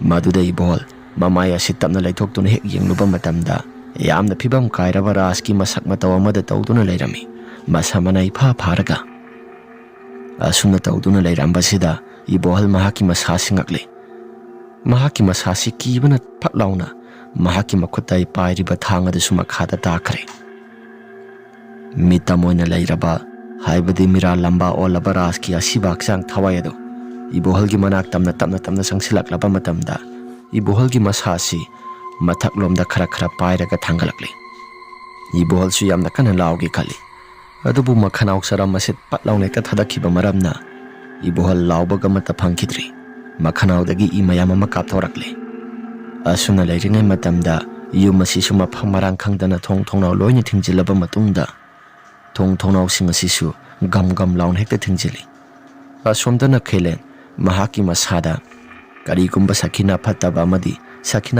ꯑꯃꯗꯤ ꯐꯥꯎꯔꯛꯂꯤ꯫ ꯑꯩꯒꯤ ꯏꯆꯥꯅꯨꯄꯥ ꯑꯁꯤꯕꯨ ꯀꯩꯗꯧꯔꯕꯖꯥꯠꯅꯣ? ꯑꯁꯤ ꯍꯥꯏꯔꯒ ꯃꯍꯥꯛꯁꯨ ꯊꯣꯛꯂꯛꯀꯦ ꯇꯧꯕ ꯃꯇꯝꯗ ꯊꯣꯡ ꯑꯁꯤ ꯍꯥꯡꯗꯣꯔꯛꯄꯅꯤ꯫ ꯑꯁꯣꯝꯗꯒꯤ ꯃꯦꯃꯅ ꯊꯥꯔꯛꯄ ꯇꯤꯃꯨ ꯂꯩꯃꯨ ꯃꯌꯥꯝꯁꯤꯡ ꯑꯁꯤꯅ ꯈꯦꯂꯦꯟꯒꯤ ꯃꯁꯥꯁꯤ ꯃꯊꯕꯥꯛꯇ ꯗꯤꯛ ꯂꯥꯎꯅ ꯍꯦꯛꯇ ꯀꯥꯎꯔꯛꯄꯅꯤ꯫ ꯈꯦꯂꯦꯟꯁꯨ ꯂꯩꯃꯥꯏꯗ ꯈꯔ ꯁꯥꯡꯅ ꯄꯥꯏꯊꯣꯛꯇꯨꯅ ꯇꯥꯏ꯫ ꯑꯁꯨꯝꯅ ꯈꯦꯂꯦꯟ ꯊꯣꯡ ꯊꯣꯡꯅꯥꯎ ꯃꯌꯥꯝ ꯑꯃ ꯂꯣꯟꯁꯤꯜꯂꯒ ꯌꯨꯝ ꯑꯁꯤ ꯑꯀꯤꯕ ꯐꯪꯂꯕ ꯁꯛꯇꯝ ꯑꯃꯗ ꯌꯥꯝꯅ ꯀꯟꯅ ꯇꯝꯅꯔꯛꯂꯤ꯫ ꯌꯨꯝ ꯑꯁꯤꯁꯨ ꯊꯛ ꯂꯥꯎꯅ ꯅꯤꯛꯄꯅꯤ꯫ ꯑꯁꯨꯝꯅ ꯈꯦꯂꯦꯟ ꯃꯍꯥꯛꯀꯤ ꯃꯁꯥꯁꯤ ꯇꯤꯃꯨ ꯂꯩꯃꯨ ꯃꯌꯥꯝ ꯑꯃꯅ ꯃꯈꯣꯡ ꯃꯈꯨꯠꯁꯤꯡ ꯑꯁꯤ ꯂꯣꯏꯅ ꯄꯣꯛ ꯂꯥꯎꯅ ꯊꯨꯗꯦꯛꯄꯅꯤ꯫ ꯑꯍꯤꯡꯒꯤ ꯃꯇꯝꯗꯨꯃ ꯆꯩꯅꯥꯈꯣꯜ ꯐꯥꯎꯔꯒ ꯌꯥꯝꯅ ꯀꯟꯅ ꯂꯥꯎꯏ꯫ ꯑꯁꯨꯝꯅ ꯅꯨꯃꯤꯠ ꯑꯁꯤ ꯍꯧꯈ꯭ꯔꯦ꯫ ꯅꯣꯡꯉꯥꯜꯂꯛꯂꯕ ꯃꯇꯝꯗ ꯃꯦꯝ ꯑꯃꯗꯤ ꯔꯥꯖꯨ ꯂꯥꯛꯂꯕ ꯃꯇꯝꯗ ꯈꯨꯜ ꯂꯩꯀꯥꯏꯒꯤ ꯃꯤꯑꯣꯏꯁꯤꯡ ꯑꯁꯤꯗ ꯊꯣꯛꯈꯤꯕ ꯋꯥꯔꯤ ꯃꯌꯥꯝꯁꯤꯡ ꯑꯁꯤ ꯂꯣꯏꯅ ꯇꯝꯂꯤ꯫ ꯃꯦꯝꯁꯨ ꯑꯐꯕ ꯊꯕꯛ ꯇꯧꯕꯗ ꯃꯃꯤꯡ ꯆꯠꯂꯤꯕꯅꯤ꯫ ꯃꯈꯣꯏꯒꯤ ꯂꯩꯀꯥꯏꯗꯒꯤ ꯍꯦꯟꯗꯣꯛꯇꯅ ꯁꯝꯄꯠ ꯈꯨꯜ ꯍꯥꯏꯅ ꯈꯪꯅꯔꯤꯕ ꯃꯐꯝ ꯖꯒꯥ ꯑꯁꯤꯗ ꯈꯪꯅꯔꯤꯕꯅꯤ꯫ ꯈꯨꯜ ꯂꯩꯀꯥꯏꯒꯤ ꯃꯤꯌꯥꯝ ꯃꯌꯥꯝ ꯑꯃ ꯍꯧꯔꯒ ꯂꯥꯛꯂꯕ ꯃꯇꯝꯗ ꯑꯁꯤꯕ ꯍꯛꯆꯥꯡꯁꯤꯡ ꯑꯗꯨꯁꯨ ꯌꯦꯡꯂꯤ꯫ ꯑꯁꯤꯕ ꯍꯛꯆꯥꯡ ꯑꯗꯨ ꯔꯥꯖꯀꯤ ꯑꯁꯤꯕ ꯍꯛꯆꯥꯡ ꯑꯗꯨ ꯄꯠꯊ ꯄꯨꯝꯊꯔꯛꯂꯤ꯫ ꯑꯗꯨꯒ ꯈꯦꯂꯦꯟꯒꯤ ꯃꯆꯥꯅꯨꯄꯥ ꯏꯕꯣꯍꯜꯒꯤ ꯑꯁꯤꯕ ꯍꯛꯆꯥꯡ ꯑꯁꯤꯁꯨ ꯏ ꯃꯌꯥꯝ ꯑꯃ ꯊꯣꯛꯂꯒ ꯃꯈꯅꯥꯎ ꯆꯔꯝ ꯑꯁꯤꯗꯒꯤ ꯇꯥꯗꯨꯅ ꯂꯩꯔꯝꯃꯤ꯫ ꯊꯪꯅꯕꯗ ꯂꯩꯔꯤꯕ ꯈꯦꯂꯦꯟꯒꯤ ꯌꯨꯝꯐꯝ ꯑꯁꯤꯗ ꯑꯃꯨꯛ ꯂꯥꯛꯂꯤ꯫ ꯈꯦꯂꯦꯟꯒꯤ ꯃꯁꯥꯁꯤ ꯆꯥꯗ ꯊꯛꯇꯗꯅ ꯃꯁꯥꯁꯤ ꯁꯣꯟꯖꯤꯜꯂꯒ ꯂꯩꯔꯝꯂꯤ꯫ ꯂꯩꯃꯥꯏꯗ ꯇꯥꯔꯒ ꯃꯁꯥꯁꯤ ꯁꯤꯕ ꯉꯥꯏꯅ ꯂꯩꯔꯝꯕꯅꯤ꯫ ꯔꯥꯖꯨ ꯎꯕ ꯃꯇꯝꯗ ꯈꯦꯂꯦꯟꯅ ꯀꯞꯂꯒ ꯑꯁꯨꯝ ꯍꯥꯏꯔꯛꯏ, ꯔꯥꯖꯨ, ꯅꯈꯣꯏꯒꯤ ꯌꯨꯝꯐꯝ ꯑꯁꯤ ꯏꯄꯜꯅ ꯀꯔꯥꯝꯂꯨꯕ ꯃꯔꯝꯅ ꯄꯨꯡꯃꯨꯠ ꯃꯨꯠꯊꯠꯂꯒ ꯑꯩꯒꯤ ꯑꯣꯏꯒꯦ ꯍꯥꯏꯗꯅ ꯈꯜꯂꯨꯔꯤ, ꯑꯗꯨꯕꯨ ꯏꯄꯜꯒꯤ ꯋꯥꯈꯜ ꯑꯁꯤ ꯂꯥꯟꯕ ꯑꯣꯏꯔꯝꯂꯤ꯫ ꯏꯄꯜꯒꯤ ꯌꯨꯝꯐꯝ ꯑꯁꯤ ꯅꯪ ꯑꯣꯏꯅ ꯍꯦꯛꯇ ꯁꯦꯟꯅꯔꯒ ꯂꯩꯍꯧꯔꯣ꯫ ꯏꯄꯜꯒꯤ ꯑꯔꯣꯏꯕ ꯃꯤꯀꯨꯞ ꯍꯥꯏꯕꯗꯨ ꯌꯧꯔꯛꯂꯤ꯫ ꯑꯩꯒꯤ ꯏꯁꯥꯅ ꯇꯧꯖꯔꯨꯕ ꯏꯁꯥꯒꯤ ꯄꯥꯞꯅ ꯑꯩꯒꯤ ꯏꯁꯥꯁꯤ ꯑꯋꯥꯐꯝꯗ ꯇꯥꯕ ꯍꯥꯏꯕꯗꯨ ꯑꯣꯏꯔꯦ꯫ ꯆꯠꯂꯣ ꯔꯥꯖꯨ, ꯏꯄꯜꯒꯤ ꯍꯛꯆꯥꯡ ꯑꯁꯤꯁꯨ ꯅꯪꯒꯤ ꯑꯄꯥꯝꯕ ꯃꯑꯣꯡꯗ ꯏꯄꯜ ꯑꯁꯤꯕꯨ ꯍꯥꯠꯇꯣꯛꯅꯤꯡꯕ ꯃꯑꯣꯡꯗ ꯍꯥꯠꯇꯣꯛꯂꯣ꯫ ꯏꯄꯜ ꯂꯥꯜꯂꯦ, ꯅꯪꯒꯤ ꯅꯐꯝꯗ ꯏꯄꯜ ꯂꯥꯜꯂꯦ꯫ ꯑꯁꯤ ꯍꯥꯏꯔꯝꯂꯕ ꯃꯇꯨꯡꯗ ꯔꯥꯖꯨꯁꯨ ꯅꯨꯡꯉꯥꯏꯇꯕ ꯈꯔꯕꯨꯗꯤ ꯐꯥꯎꯏ, ꯑꯗꯨꯕꯨ ꯇꯧꯈꯤꯕ ꯃꯑꯣꯡ ꯃꯇꯧꯁꯤꯡ ꯑꯗꯨꯅ ꯃꯍꯥꯛꯀꯤ ꯃꯁꯥꯁꯤ ꯑꯃꯨꯛꯁꯨ ꯍꯥꯏꯅꯤꯡꯗꯦ꯫ ꯑꯁꯨꯝꯅ ꯍꯥꯏꯔꯝꯂꯕ ꯃꯇꯨꯡꯗ ꯈꯦꯂꯦꯟ ꯑꯗꯨ ꯃꯍꯥꯛꯀꯤ ꯌꯨꯝꯐꯝꯗ ꯑꯗꯨꯃꯛ ꯁꯤꯔꯦ꯫ ꯂꯩꯀꯥꯏꯒꯤ ꯃꯤꯌꯥꯝꯁꯤꯡ ꯇꯧꯔꯒ ꯃꯥꯏꯕ ꯈꯦꯂꯦꯟꯒꯤ ꯑꯁꯤꯕ ꯍꯛꯆꯥꯡ ꯑꯃꯗꯤ ꯔꯥꯖꯀꯤ ꯑꯁꯤꯕ ꯍꯛꯆꯥꯡ, ꯏꯕꯣꯍꯜꯒꯤ ꯑꯁꯤꯕ ꯍꯛꯆꯥꯡ ꯇꯧꯔꯒ ꯃꯌꯥꯝ ꯑꯁꯤ ꯄꯨꯂꯞꯅ ꯂꯩꯀꯥꯏꯒꯤ ꯃꯪꯐꯝꯗ ꯁꯦꯕꯥ ꯇꯧꯕ ꯄꯨꯊꯣꯛꯈ꯭ꯔꯦ꯫ ꯊꯪꯅꯕ ꯂꯩꯀꯥꯏꯗꯒꯤ ꯌꯨꯝꯐꯝ ꯃꯇꯦꯛ ꯑꯃ ꯂꯧꯒꯅꯤ ꯍꯥꯏꯗꯨꯅ ꯂꯥꯛꯄ ꯃꯤꯁꯛ ꯑꯍꯜ ꯑꯗꯨꯁꯨ ꯔꯥꯖꯨ ꯍꯣꯏꯒꯤ ꯍꯤꯡꯈꯣꯜ ꯑꯗꯨꯗ ꯌꯨꯝ ꯁꯥꯔꯦ꯫ ꯑꯗꯨꯒ ꯈꯦꯂꯦꯟ ꯍꯣꯏꯒꯤ ꯌꯨꯝꯐꯝ ꯑꯁꯤꯁꯨ ꯔꯥꯖꯨꯒꯤ ꯌꯨꯝꯐꯝ ꯑꯣꯏꯗꯨꯅ ꯍꯥꯟꯅꯗꯒꯤ ꯍꯦꯟꯅ ꯄꯥꯛ ꯆꯥꯎꯕ ꯌꯨꯝꯐꯝ ꯑꯃ ꯑꯣꯏꯗꯨꯅ ꯂꯩꯍꯧꯔꯤ꯫ ꯃꯈꯥ ꯇꯥꯅ ꯀꯩꯁꯨ ꯊꯣꯏꯗꯣꯛꯄ ꯑꯃꯠꯇ ꯇꯧꯗꯅ ꯔꯥꯖꯨꯁꯨ ꯑꯗꯨꯃꯛ ꯍꯤꯡꯗꯨꯅ ꯂꯩꯍꯧꯔꯤ꯫ ꯋꯥꯔꯤ ꯑꯁꯤ ꯃꯇꯥꯡ ꯑꯁꯤꯗ ꯂꯣꯏꯁꯤꯟꯖꯔꯦ꯫ ꯋꯥꯔꯤ ꯑꯁꯤ ꯅꯨꯡꯉꯥꯏꯕꯤꯔꯕꯗꯤ ꯂꯥꯏꯛ ꯑꯃꯗꯤ ꯁꯕꯁꯀ꯭ꯔꯥꯏꯕ ꯁꯤꯌꯔ ꯇꯧꯕꯤꯔꯝꯃꯨ ꯍꯥꯏꯗꯨꯅ ꯍꯥꯏꯖꯔꯤ꯫ ꯐꯔꯦ ꯃꯌꯥꯝ, ꯑꯗꯨꯗꯤ ꯉꯁꯤꯒꯤꯗꯤ ꯃꯇꯥꯡ ꯑꯁꯤꯗ ꯂꯣꯏꯁꯤꯟꯖꯔꯒꯦ꯫ ꯃꯊꯪꯒꯤ ꯋꯥꯔꯤꯗ ꯑꯃꯨꯛ ꯍꯟꯅ ꯊꯦꯡꯅꯔꯁꯤ꯫